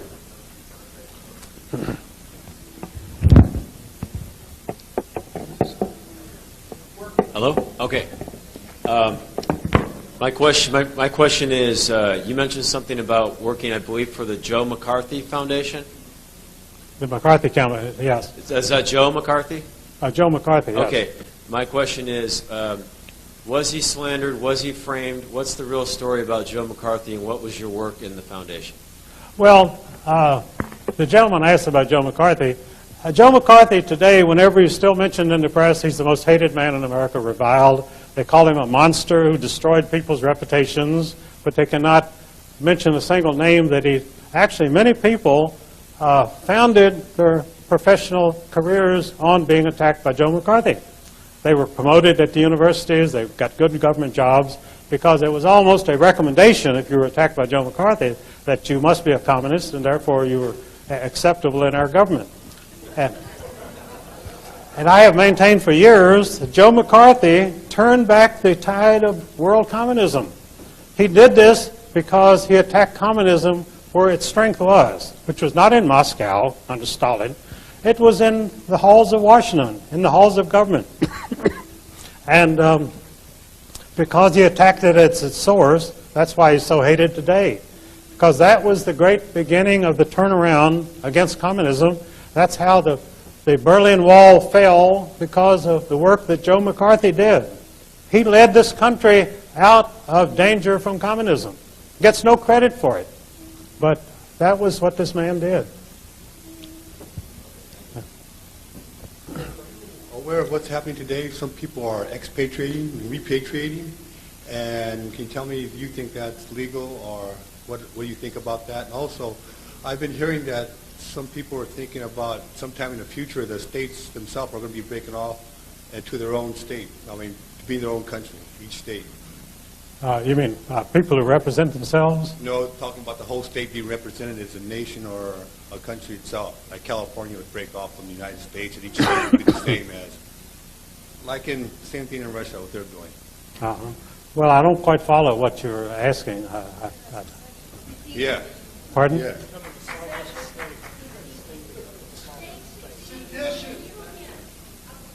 Having their own state?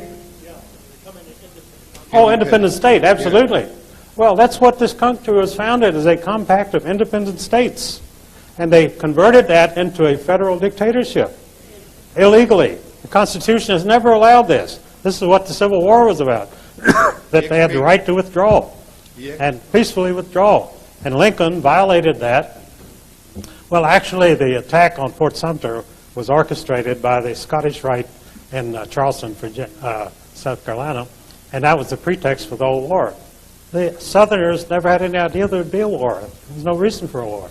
The point I'm trying to get across, do you see that coming for each state to break off by itself? Yes. And also about the expatriation and repatriation, have you heard of that? And what do you know of it? Well, I don't quite follow that. I'm sorry. It's called expatriation, repatriation, when you come in from being a U.S. citizen to an American citizen, being as that they falsified a contract and put you in there and made you a U.S. citizen. Oh, that's absolutely true. I understand what you're saying now. There's a great deal of information going out about what it means to be a U.S. citizen and a United States citizen and so forth. That's quite involved, and I won't go into it right now, but it's a good move, and I like to see it taking place. Thank you. Mr. Mullins, I believe to be a good conspiracist, we should question everything. I picked up a little book from Dan Pila Sr. called The Enigma of the John Birch Society. And that piqued my interest because a lot of good people I've worked with over the years are very active in groups such as that, common law groups, constitutional groups. And in this little booklet it said that Robert Welch sold his candy company for several times the value of its worth to, it was bought by Rockefeller. Not sure which one, but in a sense then Rockefeller money founded the John Birch Society. Do you have any knowledge about that or comments about it? And if so, would that not make the John Birch Society very suspect in the Patriot movement? Oh, I certainly do. In fact, I know personally that Nelson Rockefeller organized the John Birch Society because, no, this is true. I know two people were at the meeting where he organized it and agreed to buy the Welch Candy Company, which didn't belong to Robert Welch, it belonged to his brother John. Robert Welch had a candy company, which had gone bankrupt during the Depression, and his brother John hired him for his candy company. And what Nelson Rockefeller agreed to do was that National Biscuit Company would buy the Welch Candy Company and make Welch independent so he could devote all of his time to the John Birch Society. That was a deal. It was a straight business deal. And his brother continued as a director of Nabisco. And today, if you look in Standard & Poor's, you'll see that John Welch Jr., Robert Welch's nephew, is still a director of Nabisco. So that was all arranged, and Revelo Oliver, one of the founders of the John Birch Society, who was a good friend of mine, told me that Nelson Rockefeller maintained a $250,000 rollover account at Chase Manhattan Bank so that Welch could meet his payroll. And whenever he drew on that, Rockefeller would replace the money. So Robert Welch was simply an employee of Nelson Rockefeller. Thank you very much. When referring to the people that hate this country and its people, you referred to Billy Crystal. Were you talking about the actor? Well, the Billy Crystal I'm talking about is a would-be actor. All right. All right. But the other Billy Crystal is an established actor, a comedian who has never done or said anything funny, but you can get away with that in Hollywood. All right. But the other Billy Crystal was the son of a famous socialist in New York called Irving Kristol. Irving Kristol was a leading socialist writer all of his life in New York, and his son Billy then became the senior Bush's chief of staff when Bush was Reagan's vice president. But since W became president, he won't have anything to do with Billy Crystal, because Billy Crystal became so notorious as the head of the Israeli fifth column in the United States that you can't have him in any government position whatsoever. But I call him Billy Crystal because to me he's a joke. Who in the government right now is part of the Israeli fifth column then? What offices? Who? Who in the government right now? What offices do they hold? Are part of the fifth column? The acting Secretary of Defense, Paul Wolfowitz, is one of the leaders of the Israeli fifth column. In fact, he is running the Defense Department because Rumsfeld is doing the public relations and appearing on television every day to promote the thing. So it's actually Wolfowitz who's running the thing. So here you have an Israeli fifth columnist running the Defense Department. All right, thank you. Yes. All right.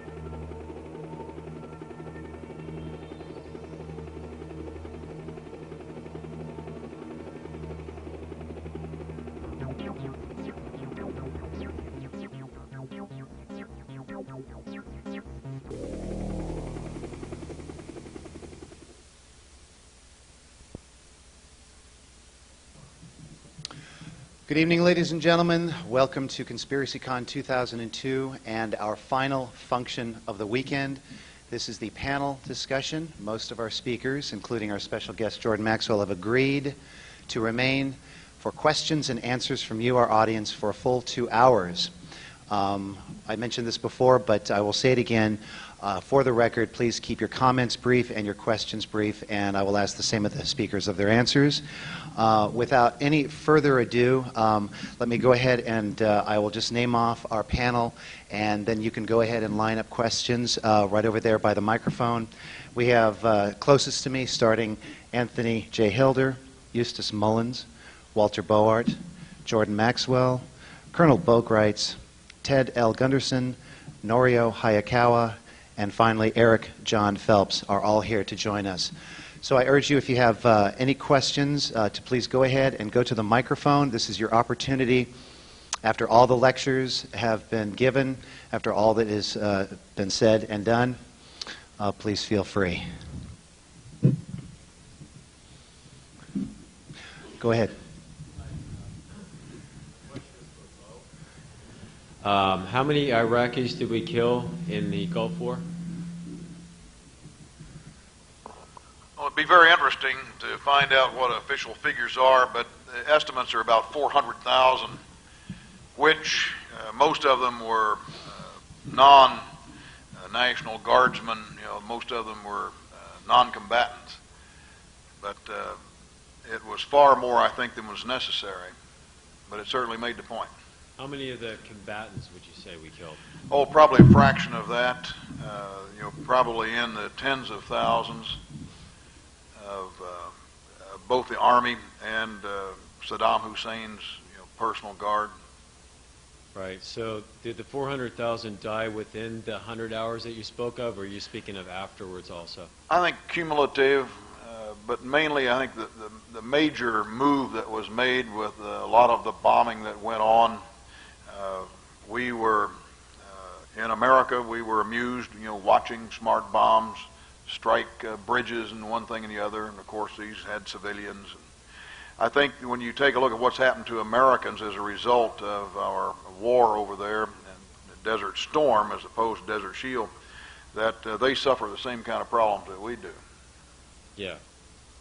Okay, so then some of that 400,000 died as of the effects after the 100 hours, then, you're saying? The figures I'm hearing are that it's kind of like after Hiroshima and Nagasaki, you add up the casualties, but it appears to be the number 400,000 that lost their lives as a result of, in other words, criminally, we could be charged with aiding and abetting, even though it may not have been a direct result, but indirect result of that war. Yeah, yeah. 100-hour war. All right, thank you.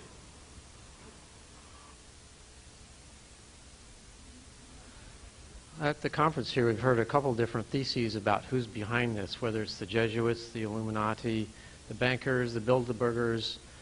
Some group supposedly is masterminding this whole scheme over multiple generations, maintaining a coherence on this grand conspiracy, which to me just is amazing that a bureaucracy can be that competent over that many generations, being somewhat familiar with bureaucracy myself and some of the smaller organizations. That's just really amazing to believe. So what I would be interested in is see a discussion among the members of the panel about who, if anyone, is behind this, or is it sufficient to regard it as mostly incompetent, and occasionally people get in there and try to grab a little more, like Bo's numbers with the put options. I could believe that. One guy tries to make a little money on the side. That makes sense to me. But multiple generations being able to coherently keep something like this together is just really amazing. Well, if you will, allow me to be the first to answer this. The Vatican has succeeded in staying a part of the power structure in Europe for some 1,600 years.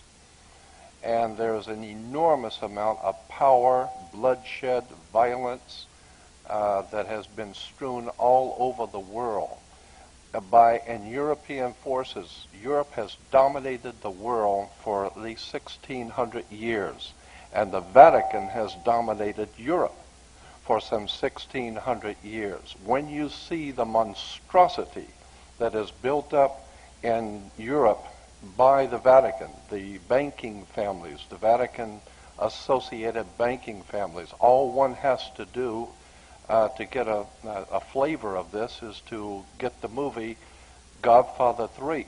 The third in the series of Godfather shows you the direct connection between the mafia, organized crime, and the Vatican. Going a step further, you've got to understand that P2, Propaganda Due Lodge of Freemasonry out of Italy, has been instrumental in right-wing fascist movements throughout the world. So the Vatican has always maintained its position in world affairs over 1,600 years. So if there's any organization in the world that is very highly educated and technically prepared to deal with world events, I think the Vatican is a good start. It's not the only one, but I do believe that there is a very big truth in the Jesuits' influence on world affairs. That I'm totally convinced of. And of course, out of Europe has come the mafiosi, the gangsters, the underworld crime, and the Vatican is up to its neck involved in all of it. 1,600 years. That's a real organization.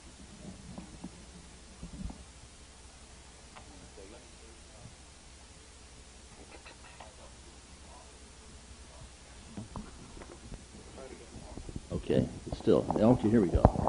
The mafia would be a good thing, dear. The girl was just standing up, but in answer to his question, I would far prefer the mafia to be running this country than the gang that's in there right now. The White House is run like Murder Incorporated, and this Cassius cartel has been working for literally 200 plus years, since the formation of the order and sect of the Illuminati. They control it all. Our commerce, our currency. This is a Cassius cartel. It's an evilarchy, and they are Luciferian in nature. If Christianity can exist for 2,000 years, certainly an evilarchy, a group dedicated to bringing about a Luciferian oligarchy, could exist in the year 2002. In fact, it does.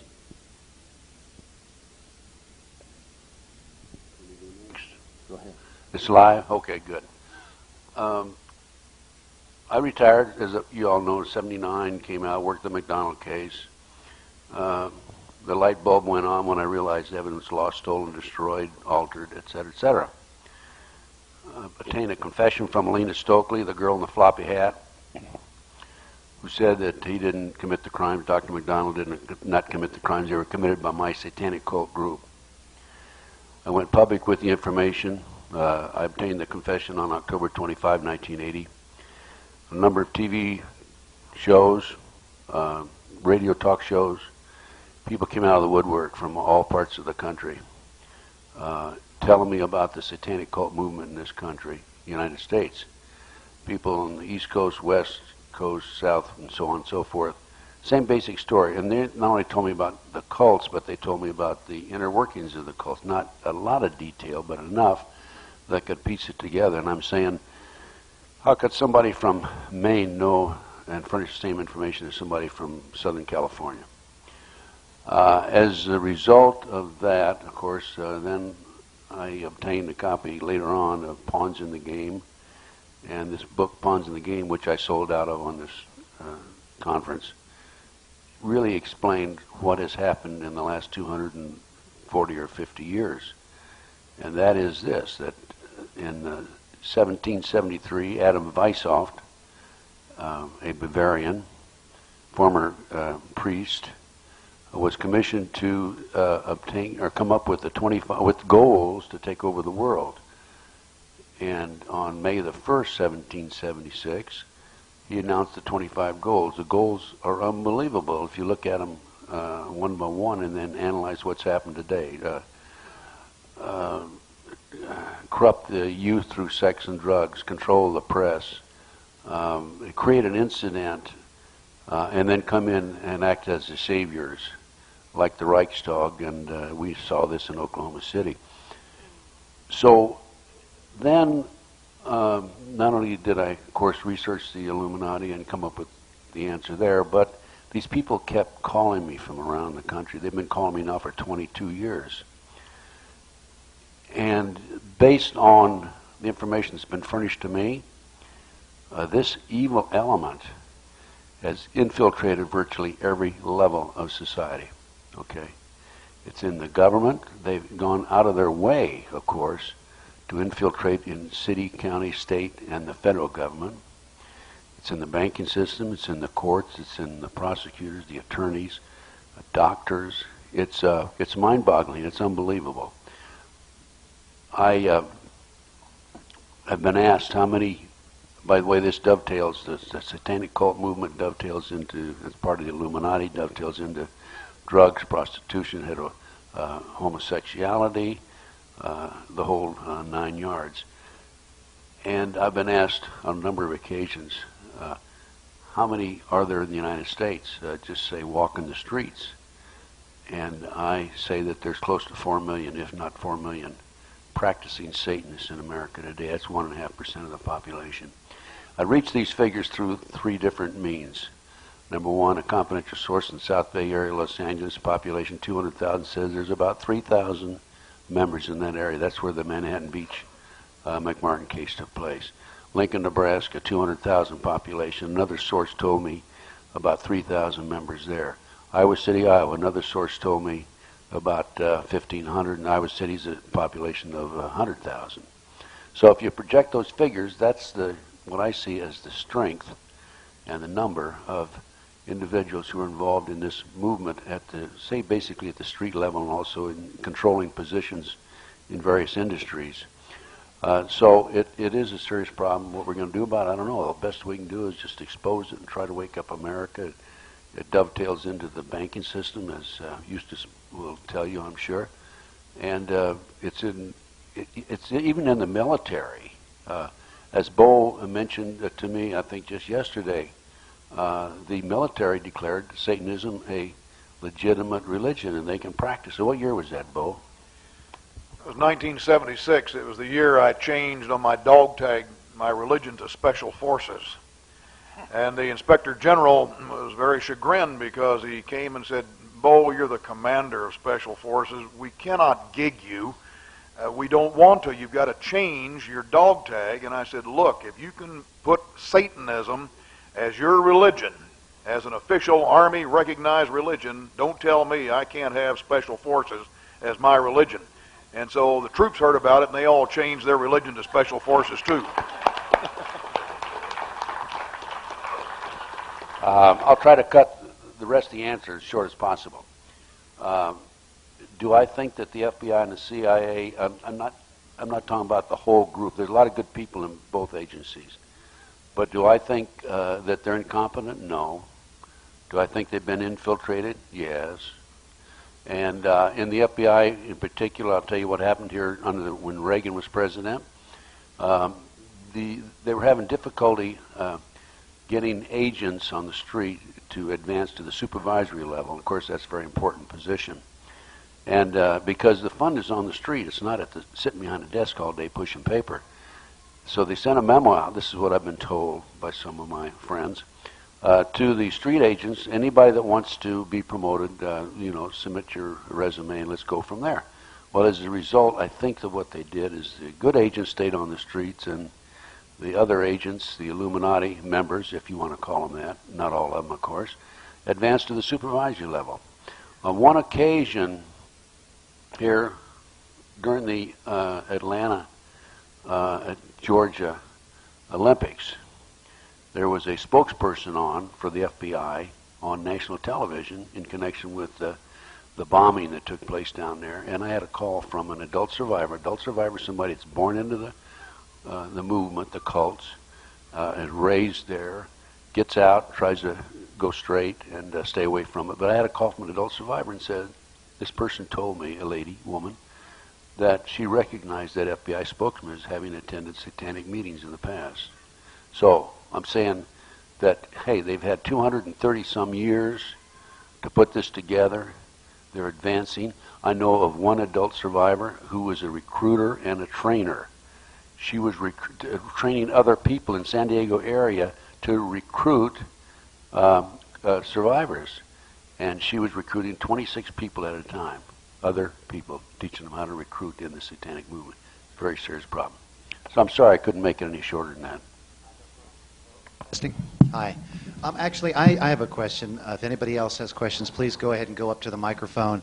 Just a quick question. I've heard critics say that the term Illuminati is some sort of vague generality for some of these secret groups, and that it's a mask or just a generality.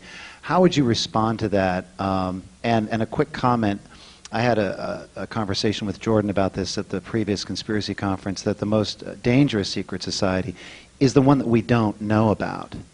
But we keep hearing about this elusive Illuminati. Yes, the symbol is there on the dollar bill. Can anybody respond to that? Oh, let me try something. Today I basically talked about what we know about physical reality.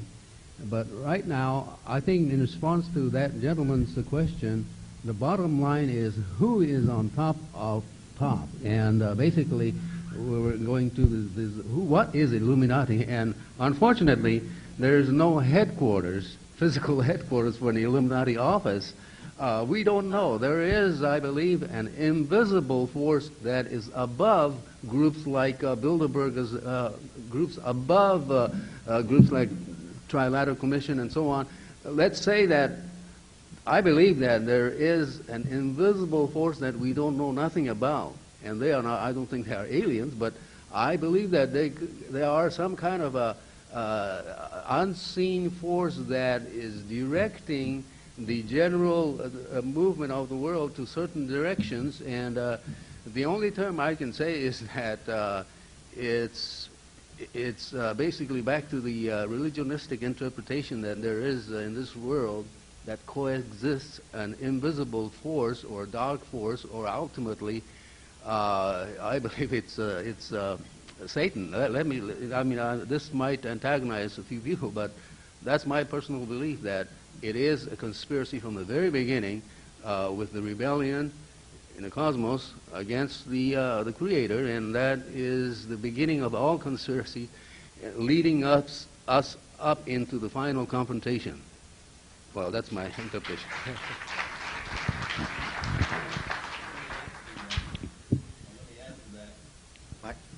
Microphone?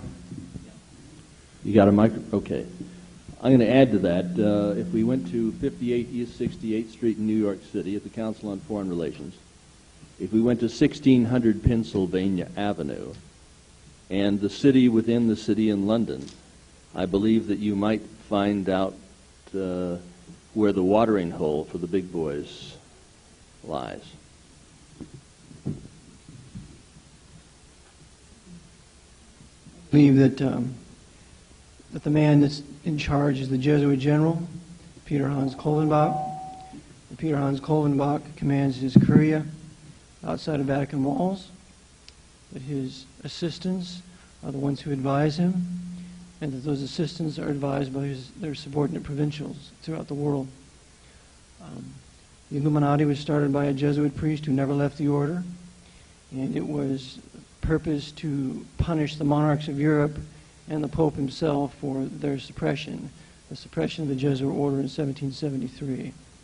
The Council on Foreign Relations, I believe, is controlled by the Archbishop of New York, and he is advised by the Jesuits at Fordham, particularly Joseph A. O'Hare, the president of Fordham, and also Cardinal Avery Dulles, who is the nephew of John Foster Dulles.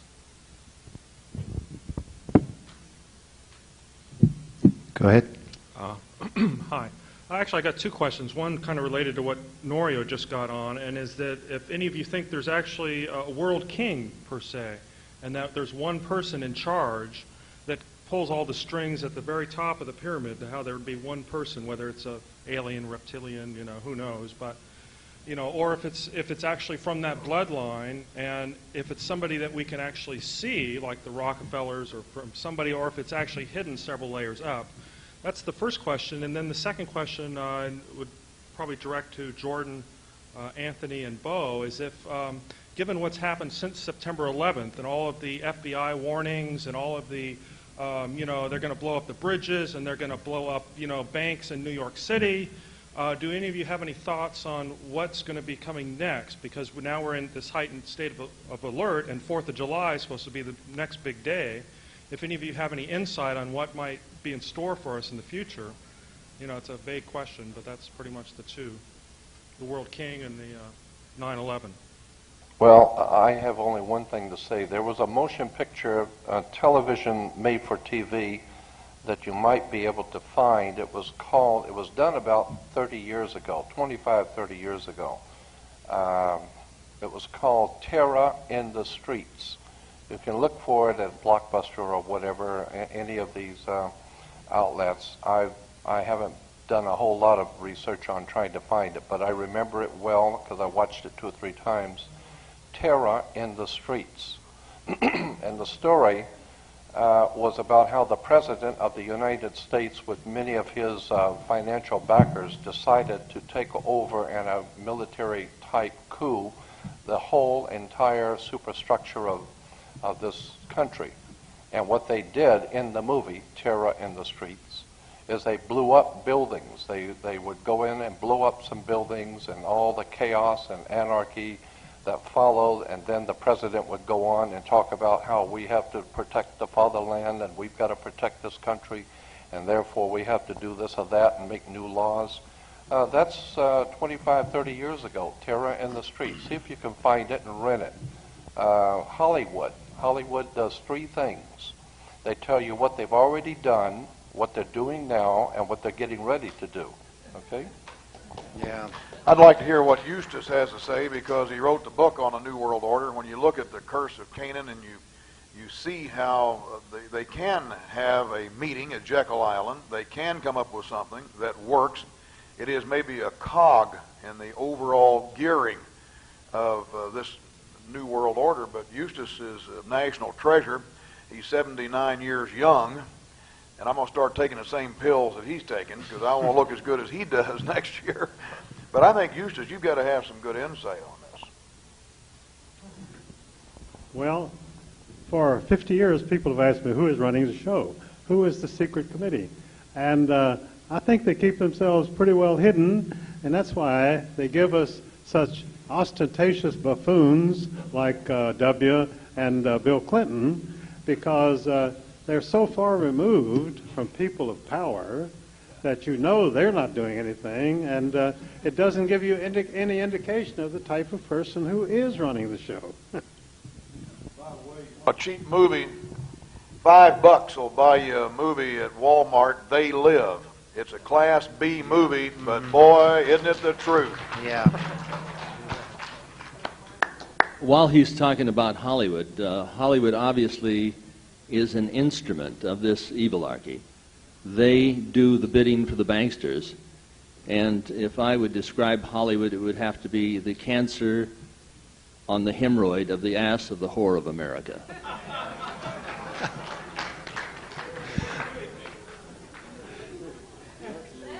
So let me also add, now probably a lot of you have heard me say this, but for those who haven't, that the old ancient Phoenician Canaanite religion with the Phoenicians, who were a great seafaring people, went all around the Mediterranean and built up a huge banking, trading network, and this is many thousands of years ago. They ended up, the Phoenicians went through the Straits of Gibraltar and north into what we today know as Northern Europe. And with them, they brought their Phoenician Canaanite religion, which came to be known today as the old Celtic Druids. And one of the Druidic symbols that has been used in Northern Europe and especially in America is the magic wand. The magicians use magic wands. Magi, magician, and magic wands, the reference works will tell you, have always been made out of the wood of a holly tree. They're made out of Hollywood. Okay? And that's why you have the name of the city, Hollywood. Consequently, when you understand that there is a legitimate, de jure, and real magical system that's based on some very ancient Canaanite, Phoenician Canaanite blood ritual, all kinds of strange religious systems in operation, and that's how I believe the people who are in real power maintain their power, because they've made a pact with an occult force that operates on this earth. Mm-hmm. Agreed. Microphone? Hello? Microphone? And with regard to Hollywood, I say in my book that Hollywood is the Jesuit theater, and that they're performing Jesuit drama. To ask Eustace a question. This hierarchy, this hidden hierarchy that we have, I've tried to research and locate a headquarters for this element. It would be nice if we knew where that was, and also how often they meet and where they meet. Do you have any information on that? Well, for quite a few years, I believe that the headquarters was the office of N.M. Rothschild in London. And I still think that they do have a special office somewhere, but it's these people.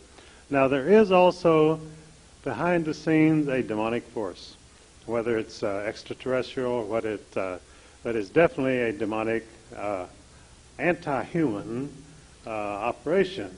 And that's why I say I've never been able to get, I've never seen any artist rendering or imagining of this force, Because apparently it's something so horrible we can't even conceive of it.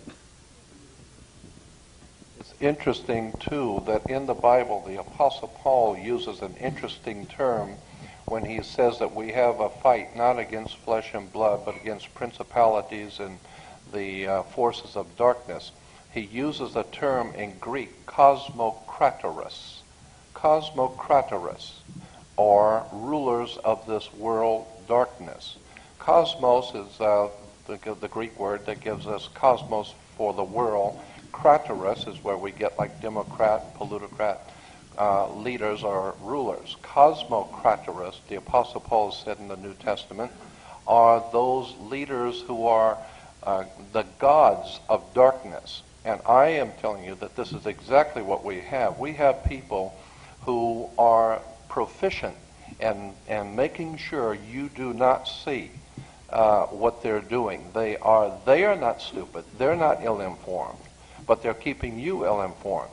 And in that vein, it's also interesting that Jesus made an interesting statement in the Bible that said, if you say that you are in the truth, if you say that you are in the light, but in fact you are in the dark, then how dark your light really is, implying that if you think you are in the light, and in fact you have been deceived into thinking what you have is the truth and the light, then you are really in the dark, implying that there is a profound wisdom operating on this earth that will present itself as a light, present itself as wisdom, intelligent, but you have no idea in the world how dark this stuff really is. When you get into child sacrifice, bloodletting, the mafiosi, gangster element, the distribution of drugs, the selling of humans, you have no idea how dark these people who would present themselves as workers of light really are.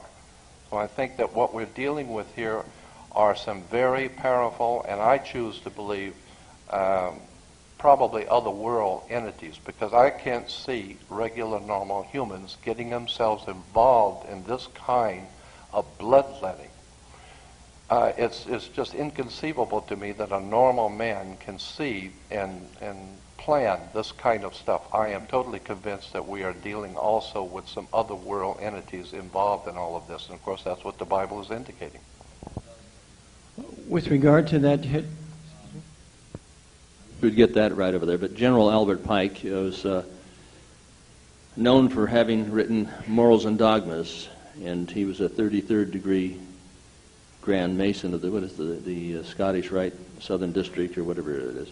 But he said, yes, Lucifer is God, and those initiates of the higher degrees should follow the Luciferian doctrine.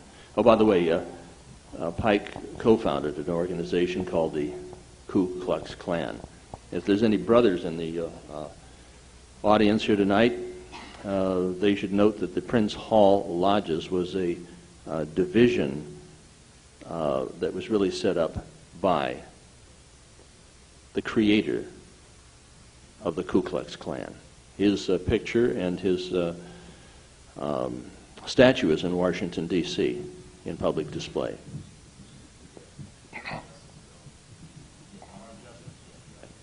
I would like to also comment concerning this Albert Pike. I am not convinced that all Masons are evil. I know far too many of them that are not only good men to start with, but are very loyal Americans and are very concerned about their country and about the circumstances which our great nation and our great republic is faced with. And they, like all other men, have families, they're concerned, and so I don't have any problem with the Masons that I would meet on the street every day, because every man is who he is, and there are many good people. But when I talk about sinister elements, I'm talking about elements which are very high up in the world that the man on the street, the Mason on the street, has no opportunity to be involved with. So there are many good. When I talk about the church, especially the Catholic Church, I can do that because I was born and raised a Catholic. And my great-grandfather was a senator from Florida. My mother had an uncle who worked in the Vatican. So I can talk about the Vatican because I was a part of it. I was born into Catholicism. And when I talk about religion, I'm not complaining about the people. I'm talking about corporate entities, organizations. And so when we talk about Freemasonry, I want to make that clear that not to see Masons in the same eye that we're talking about these Illuminati or the higher-ups. And yes, unfortunately, virtually every religion and organization in the world has some very big corruption at the top, and I can tell you about all of that. And one other thing I'd like to, while I have the mic, about 10, 12 years ago, I had an office in Glendale, and I got a phone call from a FBI agent in San Diego. And he introduced himself, gave me his name, and told me it was not a business call, it was a social. So I said, give me your name. He did, and I said, I'll call you back. So I called the information, got the telephone number for the FBI in San Diego, called them and asked for him, and they put me through to him. So in my mind, I confirmed that he was FBI. And so I said, all right, talk to me. And he said, I just want to let you know that the FBI is aware of who you are, what you're doing. We're aware of what you're saying, and that you don't really have much at this point to fear from your government because they do not feel that you are important enough or big enough to be concerned with. However, when you talk about religion, especially the Catholic Church, he said, what you're talking about is organized crime at its highest levels. These people are the bottom line on organized crime throughout the world. Mafia, underworld connections, drug trafficking, mafia is directly connected to the Catholic Church and the hierarchy in the church. So when you're talking about them, just beware that your government at this point doesn't consider you to be a threat. But you're going to be stepping on some very serious toes if you continue to talk about religion. That's from an FBI agent in San Diego. Yeah, I have a question for Walter. Make a quick comment. The military is rife with Masonic organizations, kind of like the law enforcement in England. If you are a Mason, you go a lot further. And I'd like to make two comments. This is like blind man feeling the elephant, but it's my perspective of the elephant as a blind man. I've never been part of the Masonic business because, very frankly, I never had time. I was always moving around. They say they're not supposed to solicit you, but I was a guest speaker at the shrine in Las Vegas after 9/11. They wanted to know what was going on, and I have received a lot of solicitations saying, Bo, you got to become a part of the shrine. And I've never been a part of it because I didn't have the time, but I've had many, many people in the military that were Masons, and I imagine they had their little cliques. But it was my observation that I have never known, and I agree with you, I have never known any 33rds. I got some books that people wrote, but tons of 32nd degree Masons. They're patriots. I think they might throw away their belt buckle if all of a sudden the Grand Poobah said everybody had to go with the Soviet Union instead of America. They seem to love their country. But I have never known, and blind man feeling the elephant, I've never known a Mason who I would consider to be a good Christian. And for that reason, I could never be a part of the Masonry. Matter of fact, Bill Cooper said, I have proof Bo is a 33rd degree Mason. I've seen his ring, so I wore this ring just for you. Because it's a Special Forces ring. I only wear it when I go to SF places because it's got my airborne and Ranger and Special Forces and underwater demolitions and all of that stuff in here. There's 12 stones, and there's one in the middle. There's 12 men in an A-team, all of them diamonds. So if you've been wondering, is that the thing? And I even put out 5,000 in gold that I challenged anyone. Get rich. Help Cooper get rich. Come and challenge my ring. Let him prove it. But it is interesting. A lot of my buddies, better than blood, were Masons, but I've never known one of them that was a good Christian. Well, okay, let me go on and answer to that. Oh, I'm sorry. Are we working now?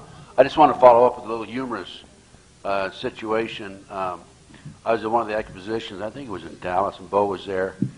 And this fellow walked up to my booth. He says, "Hey, I just shook hands with Bo Greitz," and he gave me the Masonic handshake. So I'd never, of course, I knew that didn't mean a thing. To me, I mean, I hear that all the time. So this is the first chance Bo and I have had to really visit for a long time. So on this trip, I told Bo about that, and Bo, why don't you give him the answer? Yeah, in teaching fast attack vehicles over in Saudi Arabia, I leaped off of a sand dune that had no ending. And when I crashed, these fast attack vehicles are made by Chinwood down. They got Porsche engines and Porsche transmission. A lot of fun. But I broke my finger. And being out there, there's a piece of bone that sticks out right here. I never went to see a doctor or nothing. So it hurts me to bend that finger for a long time. So I just left it straight. So when I would shake hands with you, when you are a Mason, what happens? Then they look you in the eye and say, "Are you traveling east, brother?" So I know a lot of code stuff just because I said, "Look, I've been traveling east, but I'm not like that." And it's just because that finger got broken, it was a lot easier. It didn't hurt as much if I tried to grip somebody. So there's your Masonic handshake. I'm going to add that there's 500,000 Masons in the Southern Baptist Convention right now, and that's one reason why the Southern Baptists have degenerated over the last years. So I would agree with Bo that I've never met a Mason that's been a true faithful and a good Christian. I have a question. Well, I have another comment first.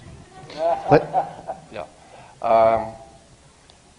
I respect everything that's been said, and I appreciate everything that's been said. I would only add this, that I feel that I'm a Christian, but I probably have been charged with being unchristian by many people.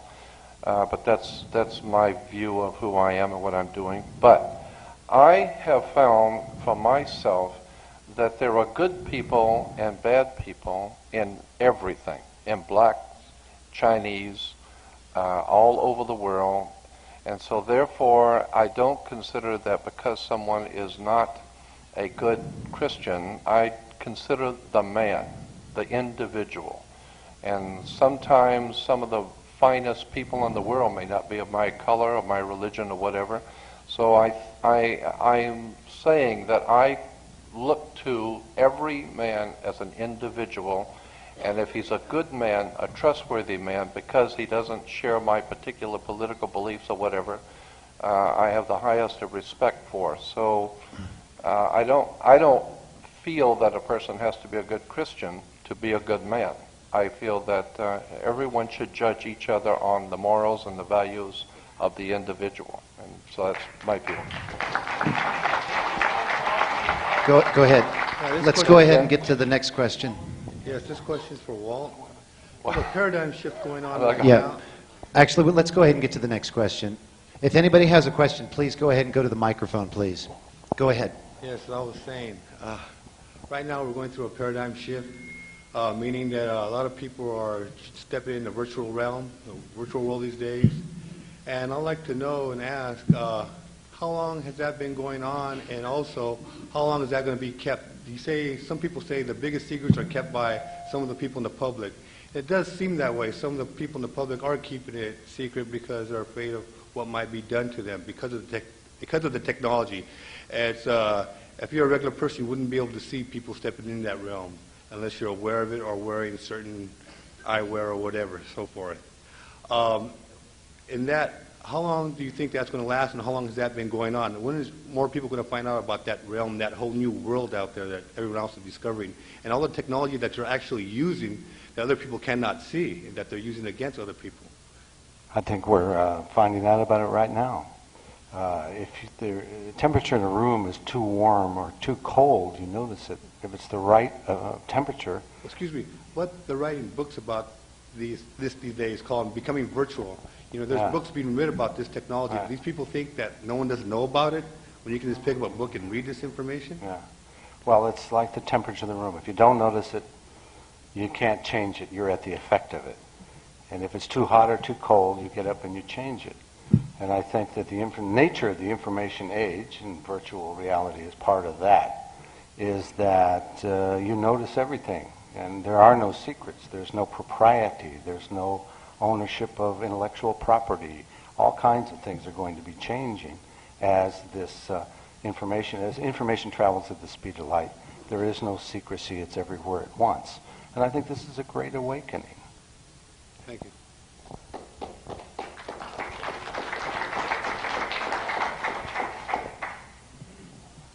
I started my spiritual path as a teenager, and since then I've started to wake up, and it's been really, really painful. And I have a question for you, Jordan, that we have about 100 people in Tucson that have studied your work and many others, and we're about to the point where we're just going right for the assets. What is your experience with the involuntary bankruptcy, and what kind of numbers do you think it will take to make a difference, or will that never make a difference, and do we just need to realize that it's time to change our consciousness and not even approach that?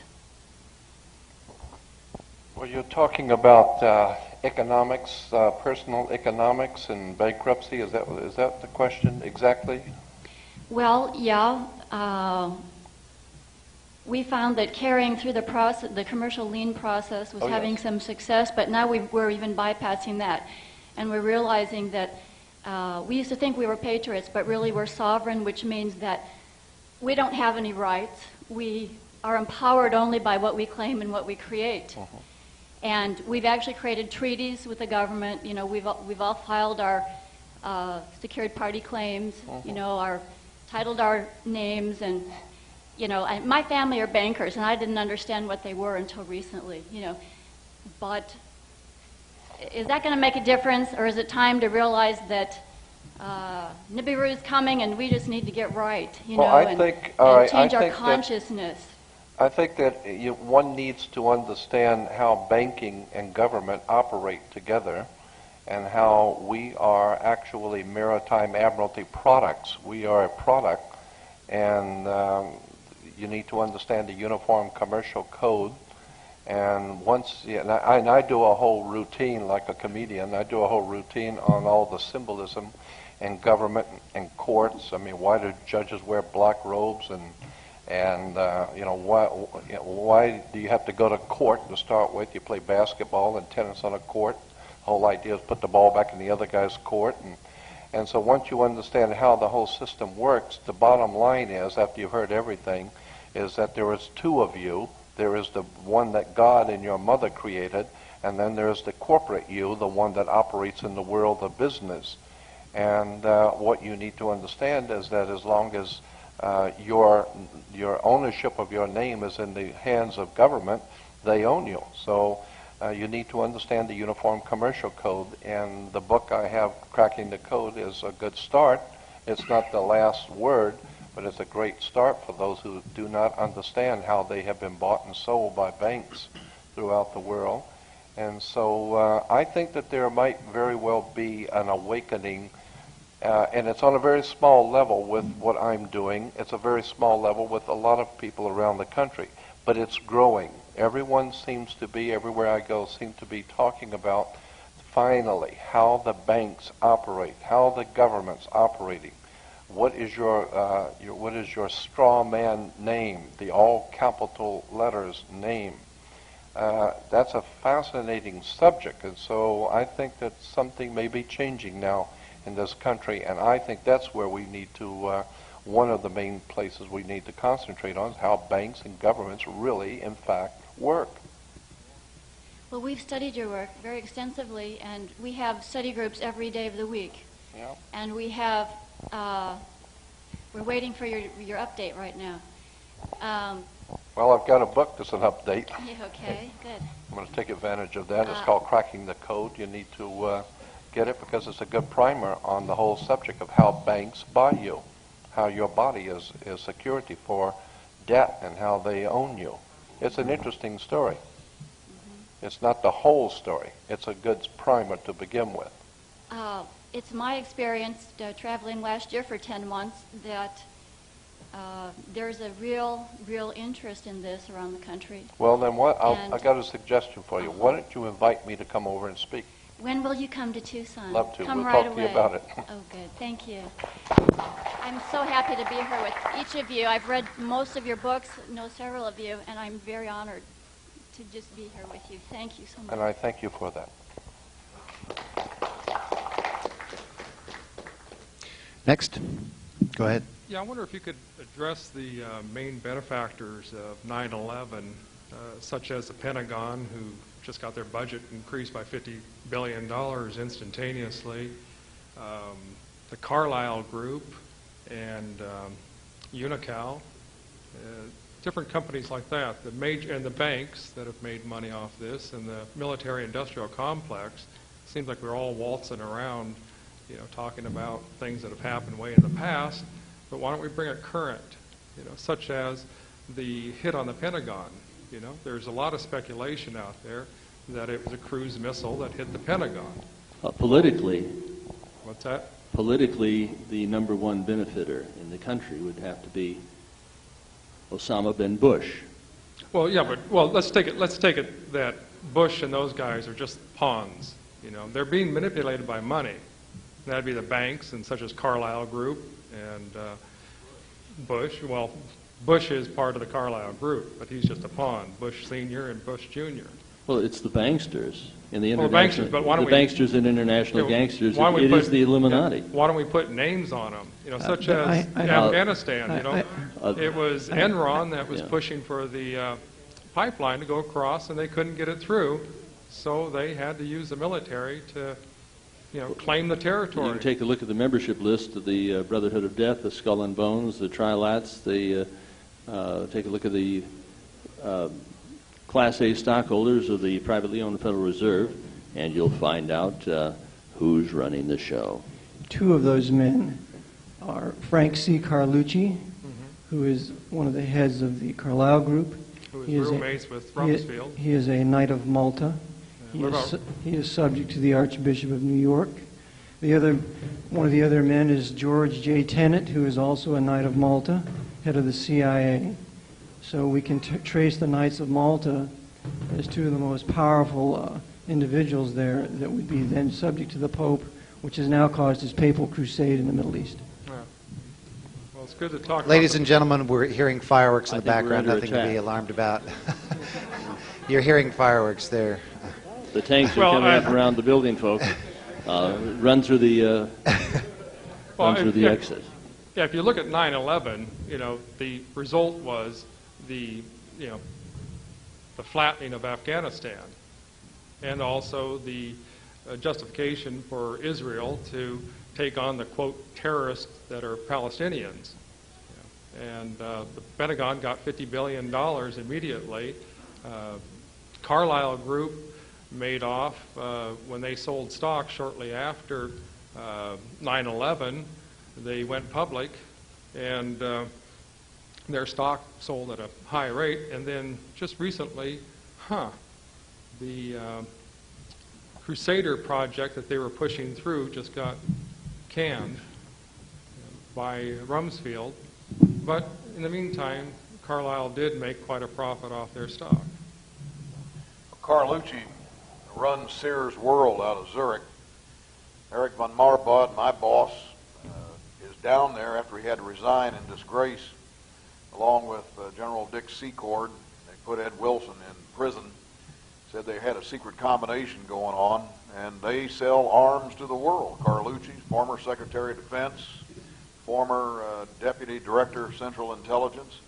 So they're still doing in the civilian world what they did in the government world. Only now they get a chance to stir the pot, not as bureaucrats, but as profiteers. And it's the industrial military complex. You go back and again look at these secret organizations that have existed. America's young, and the youngest, really, of the great nations. And so these secret organizations have been going an awful long time. And when we talk about trilaterals and Council on Foreign Relations, you really got to go to Great Britain, because we are the younger sisters. What's the name of it, Eustace? The international, where Colonel House went over there, and then the British Institute of International Affairs. And so, and when you look, they look at us like children. I mean, we are the colonies. And I think the royals, honestly, still have an awful lot to do with it. Well, that's fine and dandy. You know, but we're talking about here and now. You know, this 9/11 affected everybody. You know, there's a lot of people suffered, but there's also a lot of people that have directly benefited immediately, and that's happening right now. That pipeline is going to be built across Afghanistan. Yeah, Enron was just a front. That's Machiavellian. Daddy Bush declared war on drugs. It gives more power. Junior Bush has declared war on terrorism. But something practical that comes to mind, you can take it from me, and time will tell, God knows. But there will not be any Muslims self-destructing in our malls or on our streets unless they are there by the government. That is just not part of the Quran. It's not part of the plan. It's not going to happen unless we've got something that the government sets up to say, see, we told you. So that it's more Machiavelli when you look at it. World Trade Center was simply sacrificed for world government. There's no question about it. It's the justification for war. World War Would you say III, that also for the Pentagon also was sacrificed? Absolutely. I mean, Okay. it's simply the sacrifice for world government, period. We are in World War III. Well, the radar defense that we had around the White House and the Pentagon was quite extensive. You know, it wasn't archaic. It wasn't the National Guard with some broken down radar and some, you know, a prop job protecting, you know, it was, they had F-16s, they had, you know, adequate radar. Yes, they turned off their transponders. All 4 planes turned off their transponders, but that doesn't take them off the radar screen. That merely takes it off. It says, I'm Flight 77, I'm Flight 77, I'm going at 30,000 feet. You turn off that transponder, all it does is take the ID card off and the altitude, but the blip stays on. Well, most America has bought the big banana, my friend. Yeah, they have. And it keeps going on and on and on. But we would rather talk about, you know, the Illuminati and all that, but why don't we talk about what's happening right now? Well, somebody asked a few minutes ago what the timeline was for the next event or attack. I don't know if we got an answer for that. Are there any predictions, any intelligence on that? Well, why predict? Why don't we just realize what happened here? You know, the cover-up at the Pentagon is big. You know, the FBI spent all of 3 days of their official investigation there. Yeah. Well, that's it. In 2 weeks, 10,000 tons of material was removed in 2 weeks. In addition to money. They granted the contract to rebuild that Section 1 that was damaged. That contract was let out September 14th. The wrecking ball showed up on the 13th. Yeah, no question about that. Well, you know, the question is, why aren't these things being addressed? You know, we're talking about history. We're talking about, you know, the Vatican. We go on and on about the Vatican. You know, that's wonderful. I mean, maybe they are behind it. But right here and now, somebody allowed those jets to enter our airspace. It was our Central Intelligence Agency. Our intelligence agency was completely behind that. So now the next question we have to ask is, who controls this intelligence agency? Is it just merely the Trilateral Commission? Is it just merely the CFR?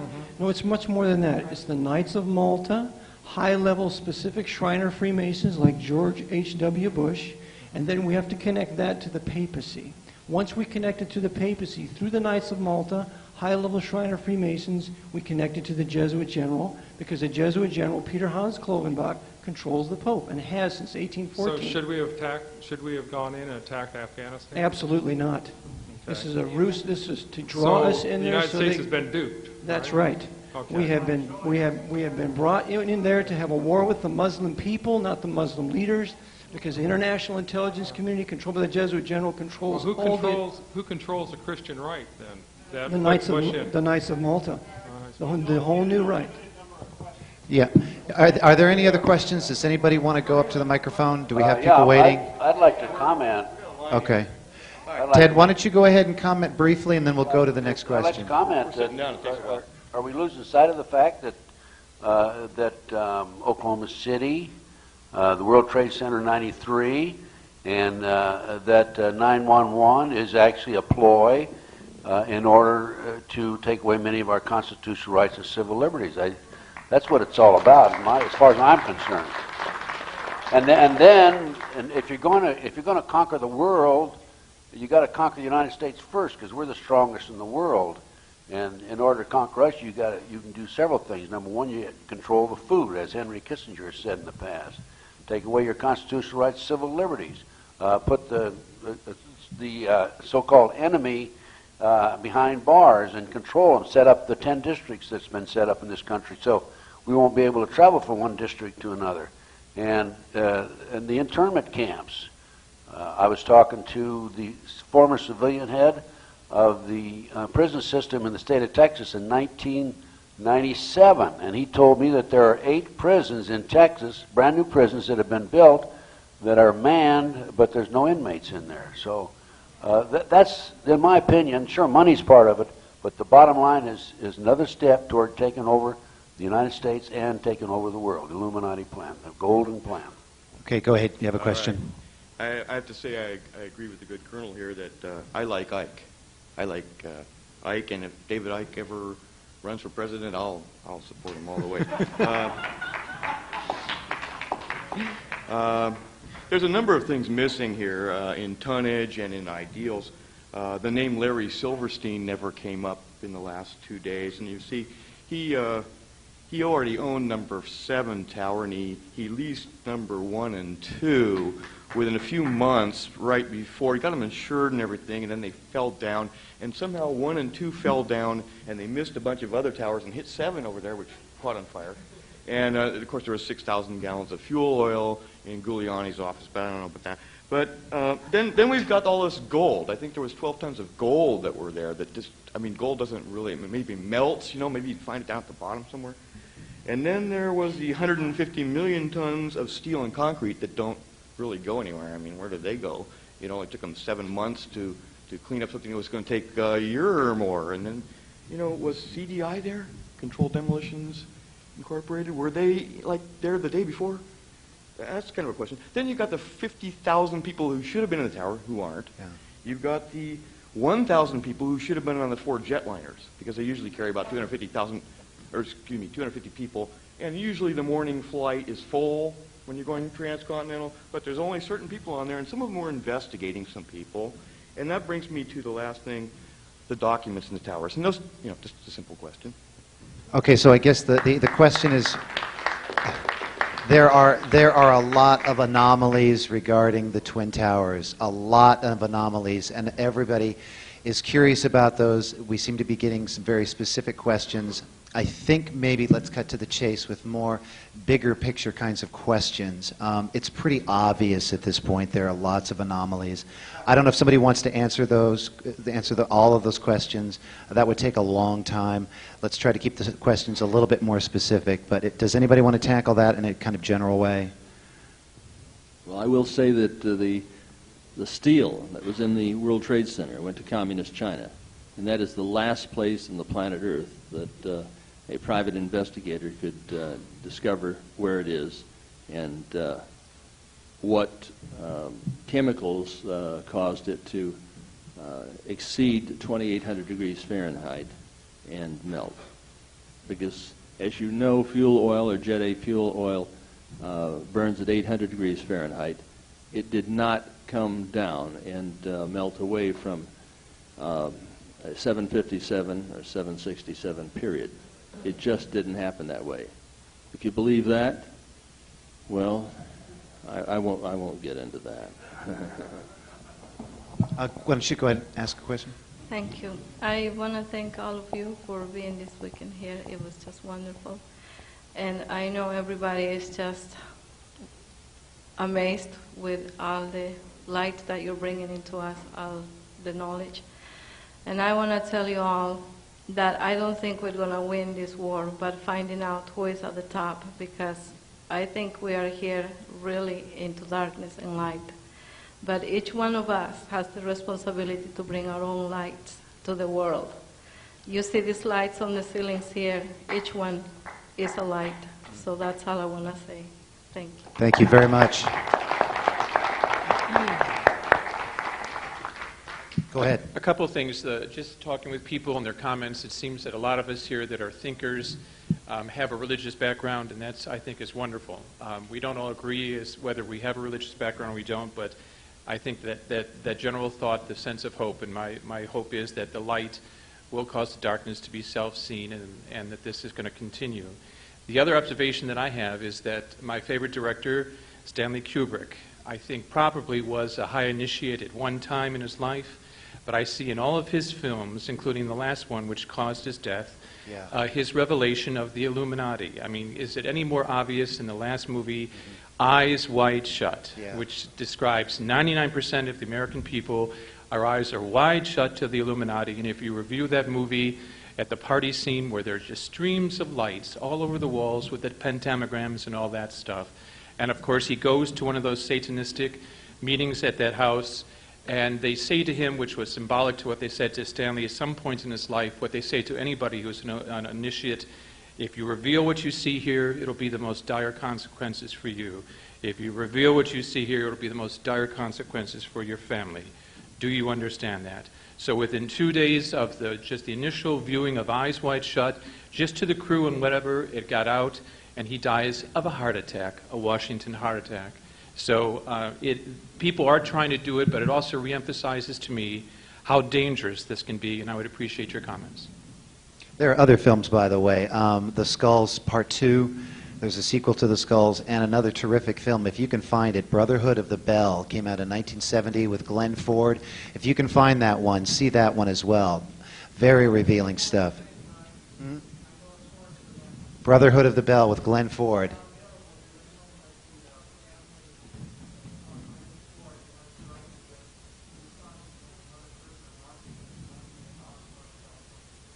From what I understand from the gentleman in the audience, it's only available through the family of Glenn Ford. There might be some underground copies of it, but remember that title, very telling motion picture. 32 years ago. 32 years ago. Yes, go ahead. Or does anybody have any comments about the motion picture or the industry or what we're being told? The film is being bootlegged throughout the country. You can probably pick it up fairly easily. I don't believe Peter Ford is marketing the film. Peter's a friend of mine. It is, well, I don't believe that he's, marketing it to the best of my knowledge.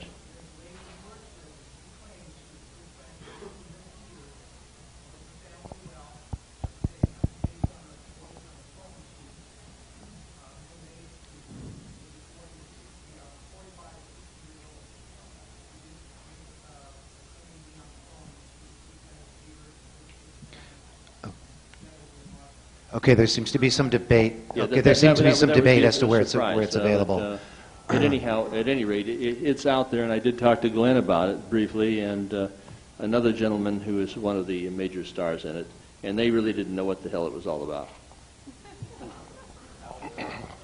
The only thing I would add, if you go on the web, you don't have to put www or .com. Just type in Pentagon plane and watch what comes up. It's an enormous lot of... What's that again, Jordan? It's just Pentagon plane.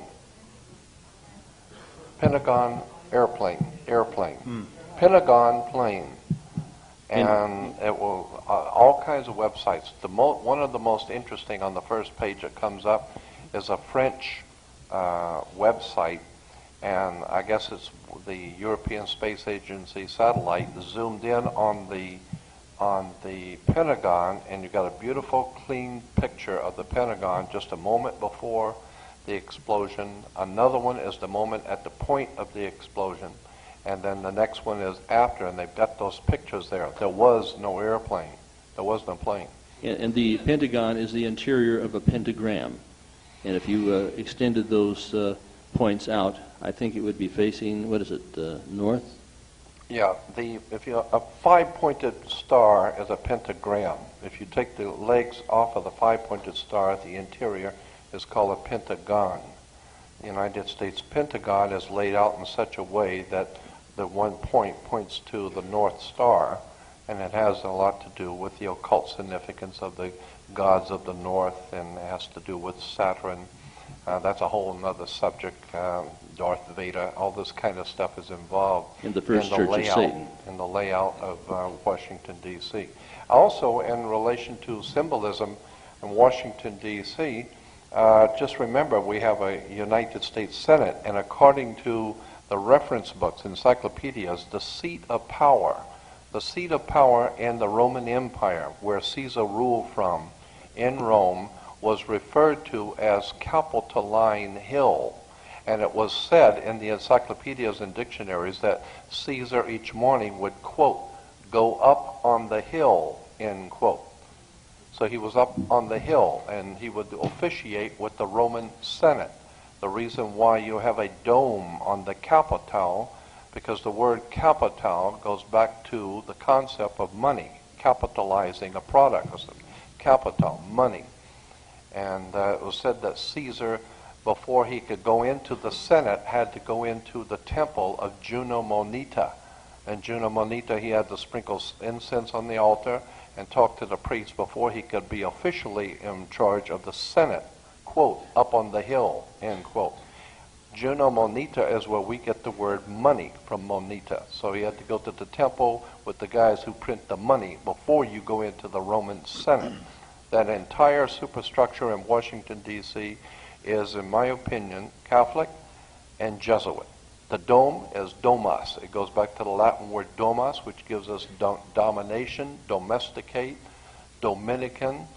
Consequently, the symbols, the emblems, the layout of Washington, D.C., all is belying and telling us something if you know how to read the symbols.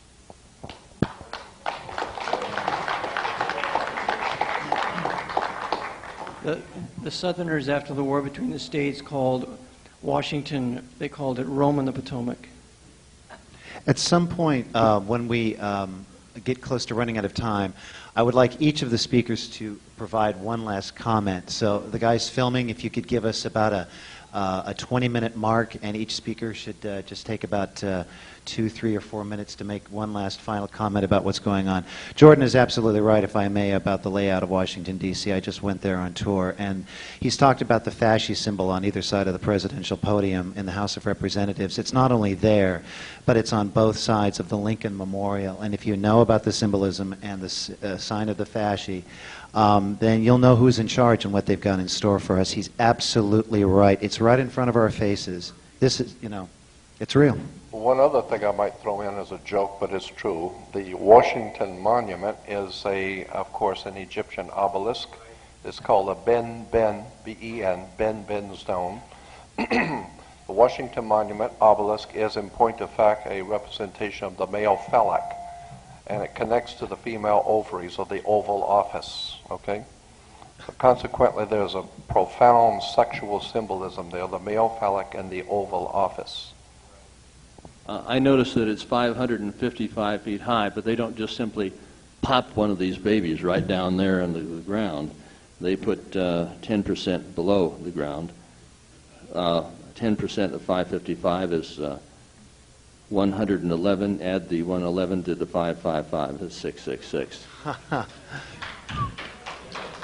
Anyway, go ahead. You had a question? Next.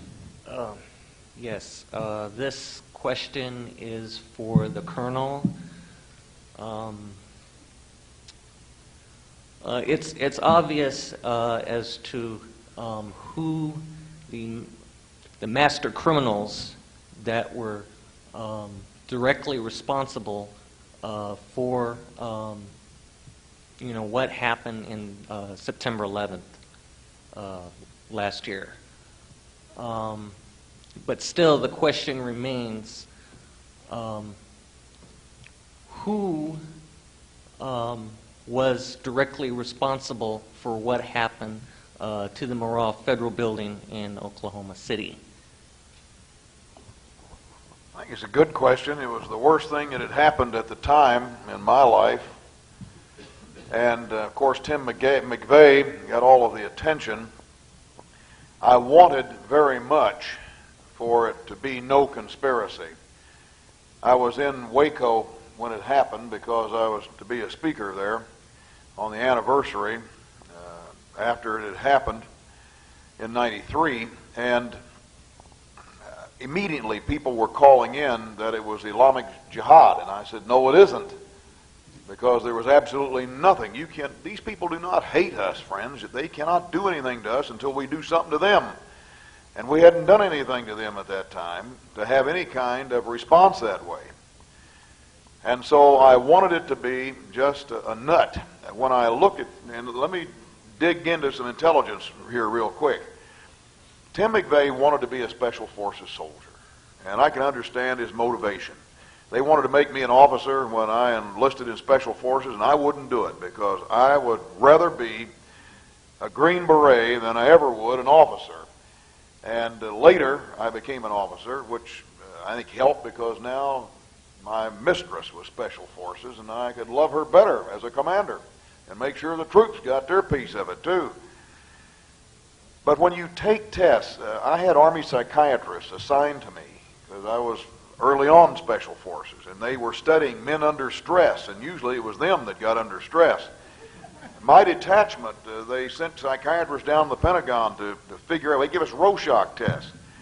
Now, I don't know what really happened because I was just one guy, but we made an agreement that no matter what they showed us, we were going to see bats. And that is what I did. I stuck to my agreement. Everything that the guy showed me, I said, well, that's a bat hanging upside down. This is a bat, fornicating over here on the wall. So no wonder that Tim McVeigh comes in, and they've got all these psychological tests now for what does it take to be a Special Forces candidate. And if you don't see bats, then obviously they're going to rule you out. So the point is that he flunked. Now, one of the things that is very interesting, and I put it in one of the manuals called Spycraft that I offered at the table, an actual part of the Special Forces CIA test. There are no what you call right answers. There's no what you call wrong answers. Every answer is weighted. They want people who are self-reliant, people who are not totally mavericks that may go off on their own. So you've got to be someone who likes to work alone in strange environments. You don't have to have other people around you to support you. And every question, the way you weigh it, then it's given a weight, and you can score. Most people score too low, and so they're just not self-reliant enough. They're ruled out. If you score too high, you come into a special category. These are people that want to be, but just cannot be, because their personalities are a little too warped on the wrong side. But these are the perfect people to make Lee Harvey McVeighs out of. Because I don't have time to go into all this, but I wanted to get along here with it. There is a signature. Any time that the government is going to do something officially, unofficially, they would hire a guy like me, for example, a good old boy. At one time I was, until Saul on the road to Damascus. And then I hire my own people. I know people, unfortunately, that would have exploded the building if they were ordered to do so by proper authorities in Washington, D.C. Now, I go out and I get people that I've trained, Muammar Gaddafi's crowd. I didn't do that, but I know people that did. And so you get them, because an American's not going to do that. That's the way I'm looking at it. But you always need a diversion, like Oswald was a diversion. They want to be something, but yet they don't have it inside, so you use them as a diversion. So in my inter-Special Forces brain, I said, well, there is Lee Harvey McVeigh. And then on my outside, I kept saying, no, we can't have a conspiracy on this thing. So I tried every way possible. Now, I was a demolitionist before I became an officer. And we have a sympathetic demolition formula. When a truck bomb goes off, I just knew that something had, because I had one of the three contractors was one of my friends. He moved out of America. He blew up the IRS building in Atlanta. They paid him. I'd have done it for free. But he told me. So I'm trying to justify my conclusion. He said, Bo, all three of us that inspected Oklahoma City concluded something fast, 24,000 feet per second, like plastic explosive, cut that steel. Because an ammonium nitrate bomb, even supercharged, is only 16,000 feet per second. It moves earth. It bends steel, but it doesn't cut it. So then I'm trying to make this thing in my mind so you don't have this conspiracy. So I said, okay, I know what happened. I know what happened. And I checked it out, and so was it. In the military, in any government entity, you cannot turn in a lot of bullets or a lot of bombs if you break the lot. If you use, for example, C4, let's say, comes in 100-pound lots. If you break that lot, you got to destroy it. You got to get rid of it. They won't take it back. So what do you do with it? CIA used to come to show us their latest tricks every year. And, of course, we broke all these lots. I was part of this problem. I commanded my commanders, do not ever throw that stuff away. Well, then what do they do with it? You can't turn it back in. I said, put it in the trunk of your car. Put it in your closet. We may need it one of these days, and we won't have time to requisition it. And so I'll know to go to the trunk of your... So what happens? The ATF was using all this C4 training in car bombs and all this kind of stuff. They can't turn this stuff in. Well, they're supposed to dispose of it. That's what EOD is, the Explosives Ordnance Disposal. But it's too much trouble. So what do? You rat hole it because you may need it again. Well, Special Forces knows better than to rat hole blasting caps with the explosives. Because military explosives, you can shoot with a machine gun, it won't go off. It takes a special blasting cap for obvious reasons. So I thought, okay, I know what happened. The bomb went off that McVeigh fixed up, and the ATF had rat-holed 1,000 pounds of C4, which I got confirmed from a master blaster that had done the training for them in New Mexico and Oklahoma. And I said, those idiots had the blasting caps, which wouldn't have gone off by sympathetic detonation. But the blasting caps were in the same container, and it did go off. And now you brought the whole building down, and they are just like you. You'd be indirectly charged with murder and terrorism if you had rat-holed explosives there in Oklahoma City, and it would have brought the building down. So I said, I got it now. And that's what I wrote in my chapter on the new book I got. But then, you see, the truth, there's always two sides of this pancake. I then hazard to go to people who are bureau rats. These people are like urban development people. I mean, stick your finger down your throat that we're on the 8th floor and all this. These people, every one of them, told me, Bo, the reason I was saved, these survivors, is because first the building started to shake. Then the windows came in, which means that it wasn't the explosive on the outside that was fired first. It was something on the inside that was fired that was fast enough to cut the steel, which means C4. And then the car bomb exploded, the truck bomb, which blew in the windows and the facade of the building. And that is the truth. So it means that it wasn't just a nut McVeigh that drives up there that was dealing with Elohim City. And you didn't realize this probably, but there was a guy executed on that day from Elohim City that had killed a pawn shop operator because he thought he was Jewish, and he wasn't. Well, they executed him in Oklahoma, Elohim City, which is just on the Arkansas border from Tulsa. They're a bunch of weirdos. A bunch of guys, Strassmeyer, who was a lieutenant, Panzerfaust from Germany came over that they thought was an undercover agent because they caught him going in through a coded lock there in Tulsa to the BATF. And the guys that are responsible for a lot of Aryan Nation type things. McVeigh was seen 3 days before the explosion in a strip bar in Tulsa telling witnesses, the girls, you're going to remember me forever. So he was dealing with these guys. But friends, it takes sophistication to set up a chain of explosives that cut steel. And that is the truth. And then the car bomb went off. And so I had to change my whole chapter to put in the truth. So the fact is, when you come back to it, follow the money. And it was November, the second time that Clinton got elected, and in Little Rock, there was him and Chelsea and his bride, and he says, because he was lower than whale droppings in the polls. He was lower than any president's ever been in history, 25% approval rate. And they said, what did it for you, Mr. President? What turned it around? And Bill Clinton said, quote, what turned it around for us was the Oklahoma City bombing. So you got to follow the money, friends. So unfortunately, I do believe that Tim McVeigh Tim just thought he was doing like Lee Harvey Oswald. See, he didn't think they're going to kill the president because he was getting sweet on Cuba and in the space race instead of the arms race and all this kind of stuff. And so I think Oswald wanted to do his duty. And then they said, don't worry, we'll take care of you. Remember, he said, I didn't do nothing. I didn't shoot anybody. Well, they did kill Kennedy. And in case of Tim McVeigh, maybe he don't even know. Maybe they say, listen, you drive his truck down there, and don't worry, we'll put it out. But they'll find it, and then, whoa, terrorism, domestic terrorism. All of a sudden, kaboom, the thing goes up, and all those children are dead. I have to agree with you, Bo, but the testimony of Jane Graham, who was in the building at the time, said that she felt a movement between north and south, and they said, what is it around the office? And they said, it's an earthquake, and she was just too big and heavy to get underneath the table, so she just sort of sat there, bewildered, at a few minutes after 9. And then she said she heard the explosion come from within the building, and that blew the thing out.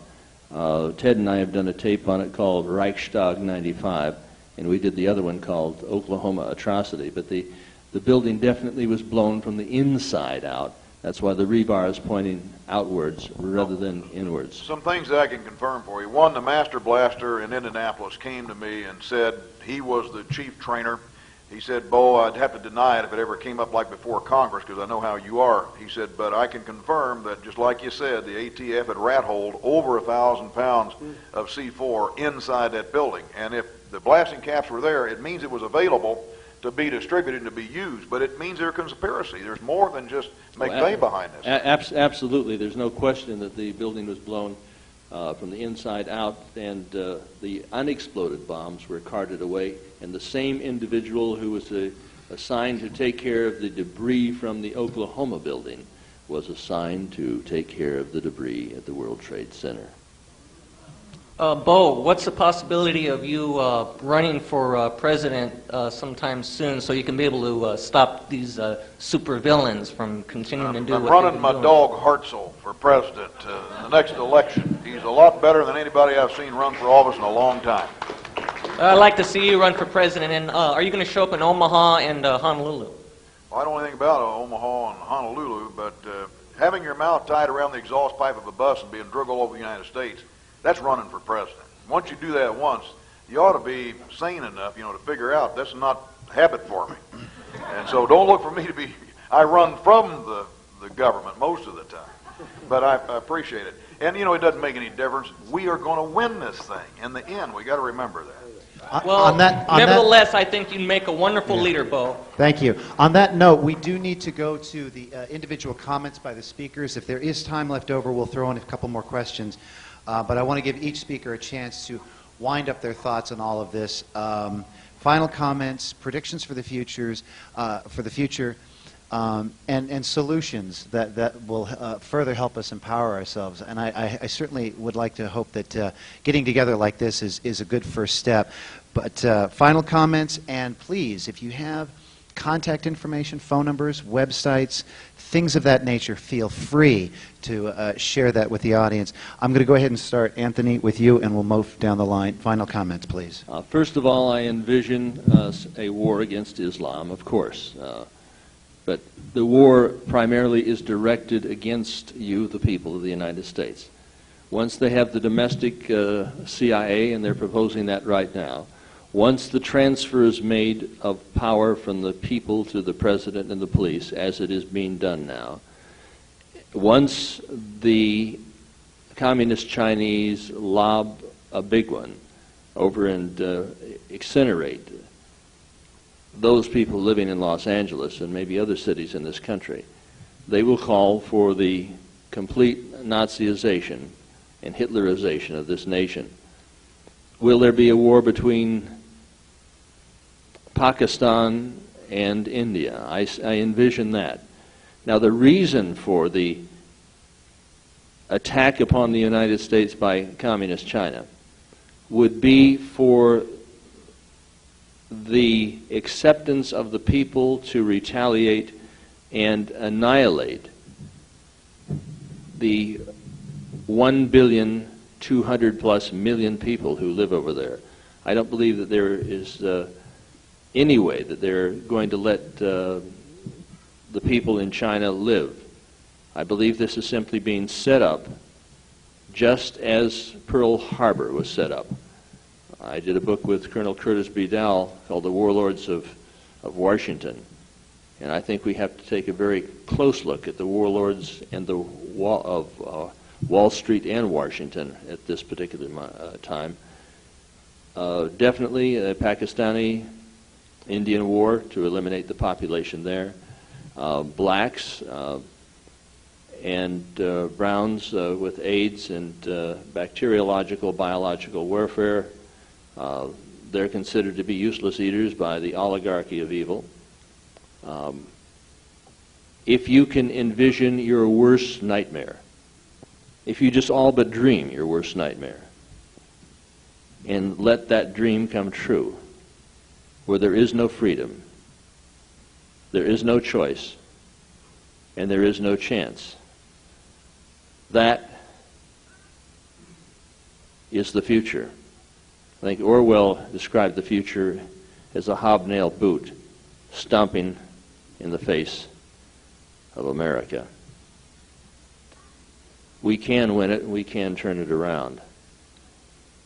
But we really must incite a revelation if we are to avoid this revolution. Trust in God, but act as today were your last, and tomorrow, and the tomorrow after that. Engage in this fight. Engage in this war. Get the big picture. I look at Randolph, he asked me, right, this black gentleman right here. He was asking me about the big picture. What will put it together? Jordan and I were on a tape called Millennium. It's now all across the world. Bo's tape, The Heroin Highway, has done much to shatter and shock the people in the United States of America. My good friend, Ted Gunderson, has always been there, whether it's at Area 51 with Norio Hayakawa, and God bless Norio, he's done so much for so long and put so much information into this fight. Doing it alone,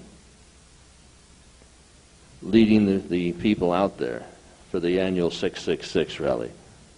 And Jordan with Illuminati 911, and on so many tapes, so often. And my good friend,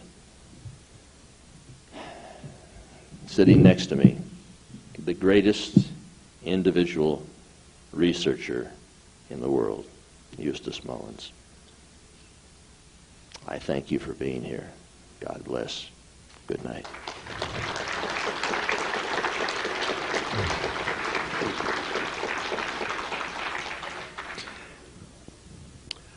Well, in deference to Tony, I have to offer a note of optimism to his Orwellism. And what I find as a historian over the past 60 years is the incredible incompetence and ignorance of the elites. And when you look, we went from President Franklin Delano Roosevelt to President Bill Clinton, you wonder how much do we have to fear from these people? Now, almost everybody in this room knows how to do some things and many things well, but our elites do not know how to do anything well. And if they can't screw it up, it can't be screwed up. So I think that is the most optimistic thing I have to offer you, and I think that's what we have to look forward to.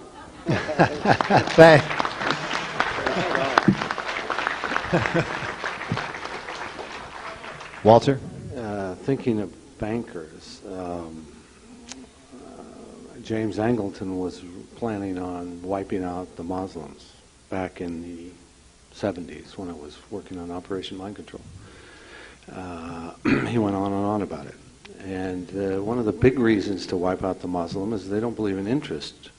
And how can you bring them into the world, into our world, if somebody doesn't do business the way we do business?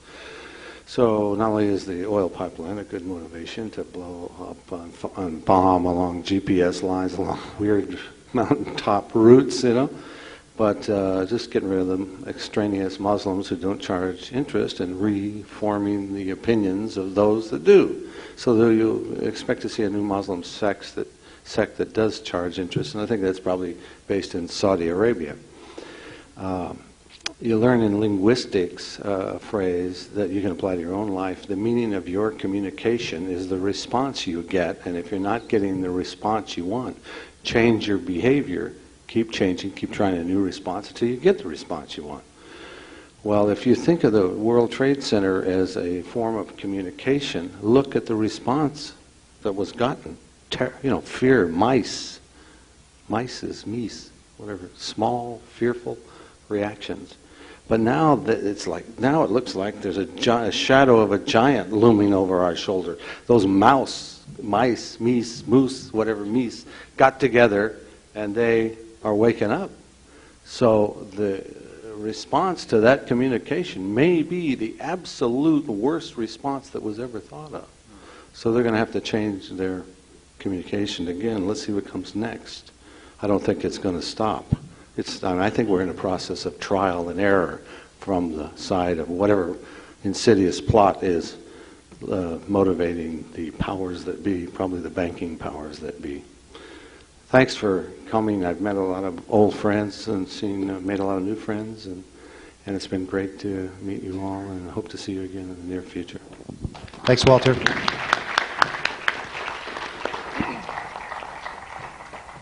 Jordan?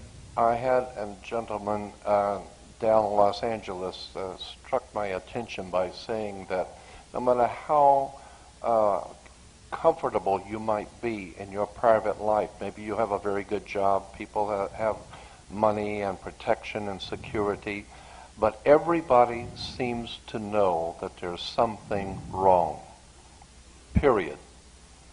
And everybody seems to, as Bo said, grabbing the different parts of the elephant. But everybody, even if they're comfortable, even if they have money and security, they know there's something going on here, and it's very big, and nobody wants to deal with it. I myself totally believe in the goodness of the universe and in God. I am not an atheist. I am not antagonistic toward religion. I have the highest respect for the spiritual presence in the universe. I want everyone to understand that. I am not ever attacking individuals, but I am a realist, and too many of the people who are leading in the religious community themselves need to be looked at and who they are, and we now know that that's true. But I wanted to say that I really feel that there is a divine presence in the universe that quite simply dictates that what goes around comes around. And there will come a time when people who have planned the demise and the hurt of other people are going to pay for it. There's no way around it. Caesars have fallen. As Gandhi once said, think about all of the great tyrants in history and what has happened to them. They've all gone. Their names live on in history as evil, corrupt people who murdered and caused tragedy. Their names are no good because of what they did. I believe that there is a divine presence in heaven that people call God, that men have called God. I don't know what it is, but I do know what it does. You know, the Apostle Paul said you can tell much about God by the things he created. And if we are the image and likeness of God, there's a lot of goodness in the divine presence in heaven. And somewhere, sometime, that divine presence is going to move, and when it does, what goes around comes around. So I would suggest that each one of you, and I'm not the shining light of faith and morality, but I would suggest each one of us talk to our Father and our Creator and ask for protection to open our minds and protect us. Because ultimately I think that's where our salvation is going to come from a higher source, and keep ourselves organized and clean and thinking, and do the best you can and wait for our spiritual protection. And all the time, keeping your mind open, because remember, your brain is like a parachute. It doesn't work if it's not open. Always be listening, learning, and educating, because that's the best way to get rid of darkness, is throw light on it. And I want to thank you for allowing me to be here. Thank you, Jordan.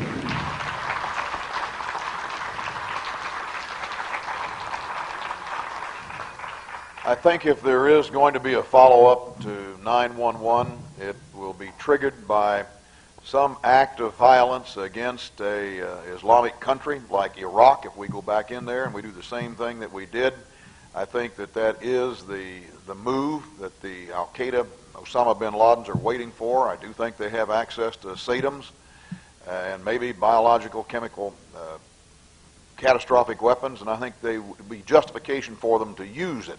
And once that cat's out of the bag, then it is basically general war, and it would be a major jihad. I think that we are headed toward globalism. It sends a shudder up me as an officer of this government, a constitutionalist, when you hear the vice president and other people of authority say we need a domestic intelligence agency.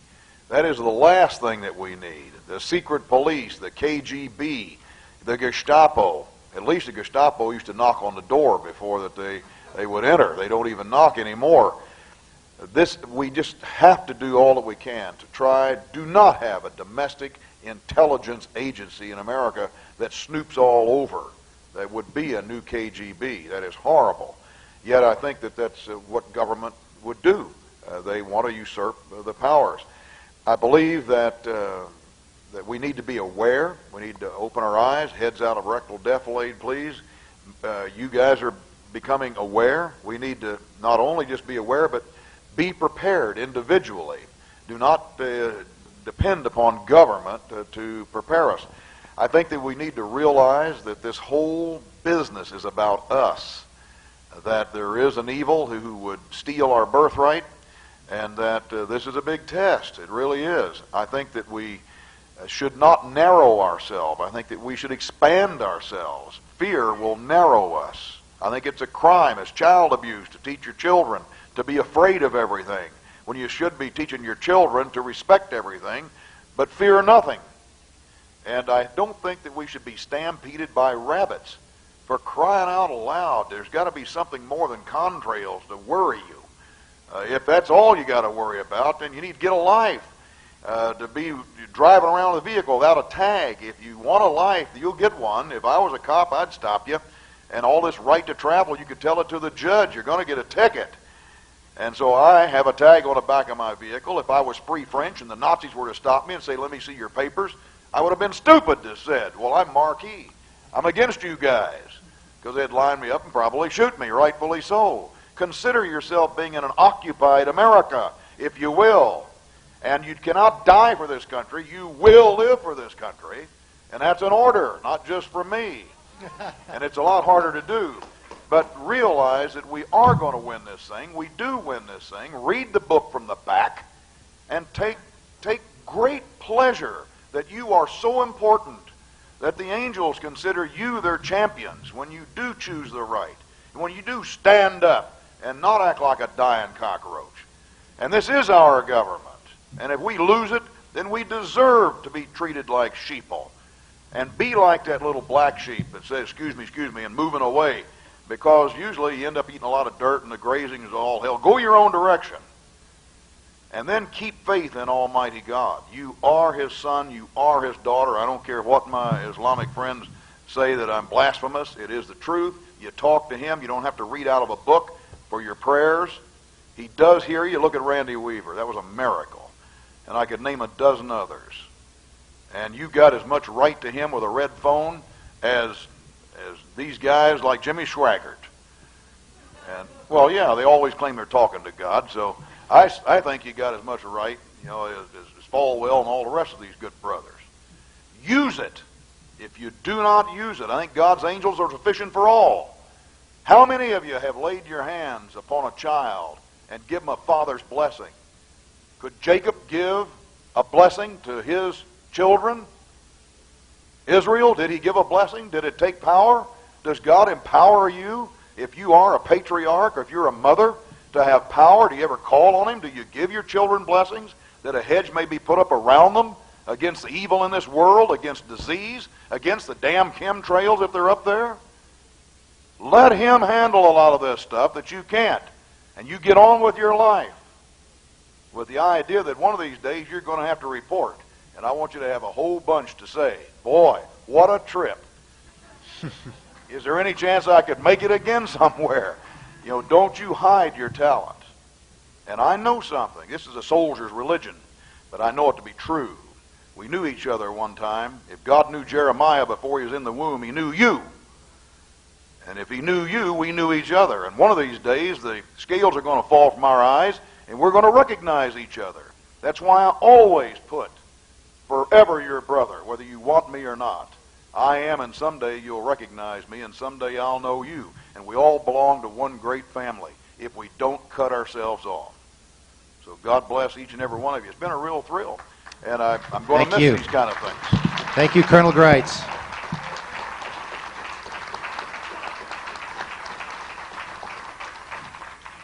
That's a tough act to follow, isn't it? Bo is a great guy. Everybody up here is great.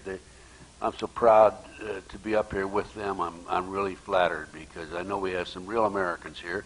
Brian, thank you for inviting me and thank you, making Ted. me part of this fantastic event. I've given a number of lectures across the country, and I have to say this is rates number one as far as your people are concerned and as far as Thank you the very reception much. is concerned.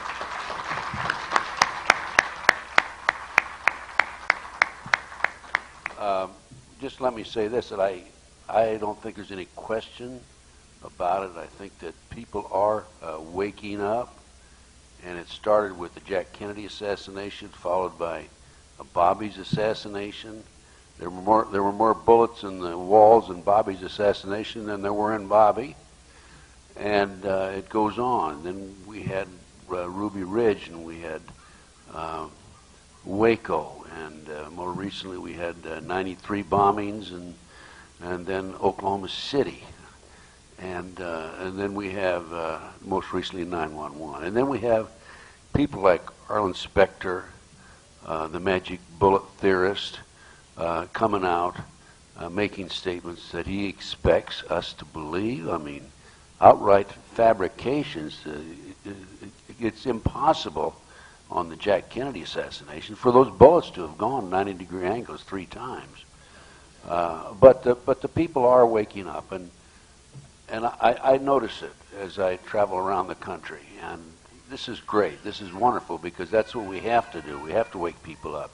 I can say this, that since I got out of the Bureau, FBI, 1979, 23 years ago, and became involved in these issues, that I've done everything I can to wake up my fellow brothers and sisters, and along the way I've lost an awful lot of people that I thought were friends. I mean, they don't even return phone calls anymore, but I don't care because it's important that we follow the path of truth, that we don't weave to the left or to the right. If you know you're right, and my mother and father taught me this, if it's the truth, you don't have to apologize to anybody. And that's what we have to do. That's what each and every one of us has to do. I have a tremendous amount of research, as you know, if you visited my table. And anybody that bought any of my research, there's no copyright with me.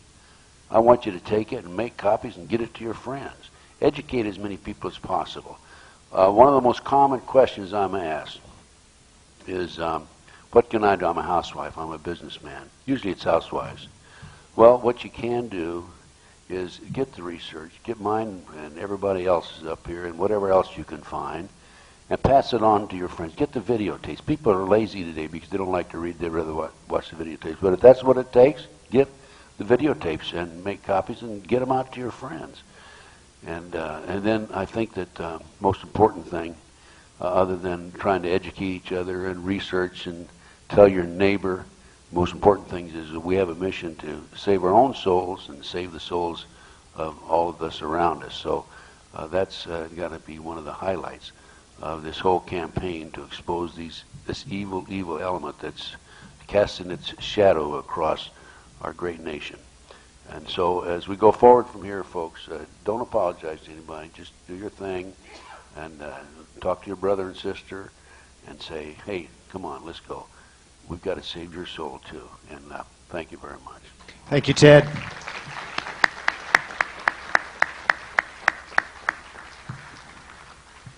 Well, anyway, I really enjoyed this conference, and I'm actually I'm nobody, and Anyway, the main thing is that when we go to these conferences, many people look towards individuals or personalities, but we have to be focused on the message. For each of us don't know the whole thing. Nobody knows the whole thing. We all know in parts, and best thing is, of course, to for you as an individual to do your own research and don't look towards a personality. But we're living in a most exciting period of time in history. In 1999, towards just before the year 2000, there was a great hype about the coming catastrophes and so on, but nothing happened, and a lot of people are still asleep right now. But we all have to be ready anytime. I mean, things could happen anytime. In fact, before 1999, the Bilderberger, I understand, had a target date of the year 2000, but then that was in 1998 or 1999, they said that they have moved the calendar a target date of year of 2002. So who knows? But one thing is that we got to be ready all the time. But this doesn't mean that we have to just quit our jobs and go, hide in the mountains. That's not what we have to do. We have to stay put, and we have to do our best, continue to labor, continue to witness, and make sure that we have discernment in these perilous times we're living. And the only discernment we should get is from the Spirit of God. And anyway, I really believe that we should not have any fear. We should not live in fear. We should not live in paranoia, but we should have a complete trust and work to the very last day. That's our commandment from God, that we should labor continuously and witness until the day comes. But anyway, I appreciate this conference. This is one of the best conferences I've ever been. In fact, this is the best conference. Thank you, Norio. Thank you very much.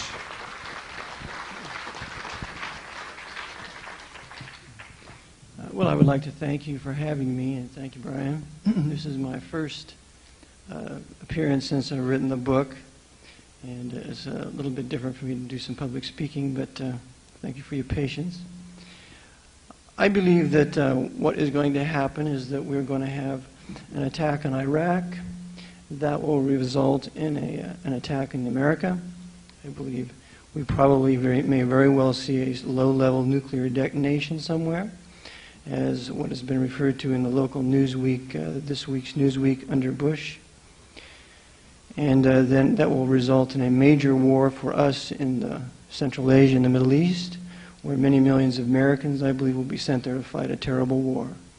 I also believe that there's a very strong possibility with the destruction of Mecca and Medina, which could be a response to a low-level nuclear detonation here, that will most assuredly incite a jihad here. And that will be an attack against what the Council of Trent calls the heretic and liberal American people. We are considered heretics if we believe the Bible is the final authority of faith and practice. And if we're Roman Catholic and we believe in freedom of conscience, we're considered liberals.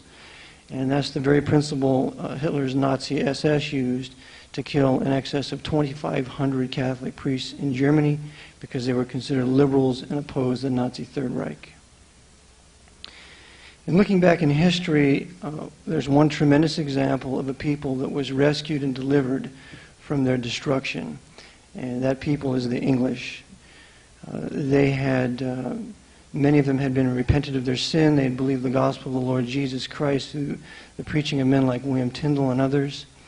And England had began to embrace the true gospel, out of which we got our great, grand, and glorious authorized King James Version of 1611, the foundation for our Constitution.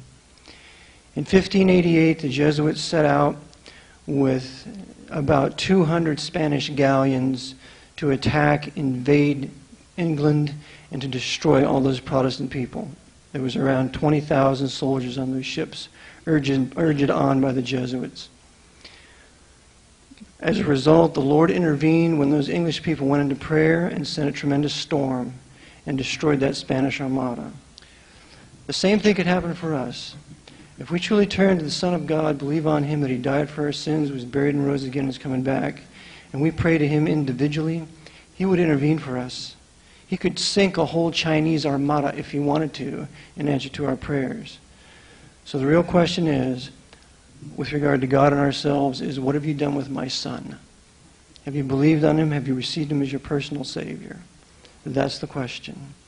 So I thank you for having me. I thank you for being with these gentlemen. I learned much from them, and hopefully I'll see them again. And may the Lord bless you. Thank you very much, Eric.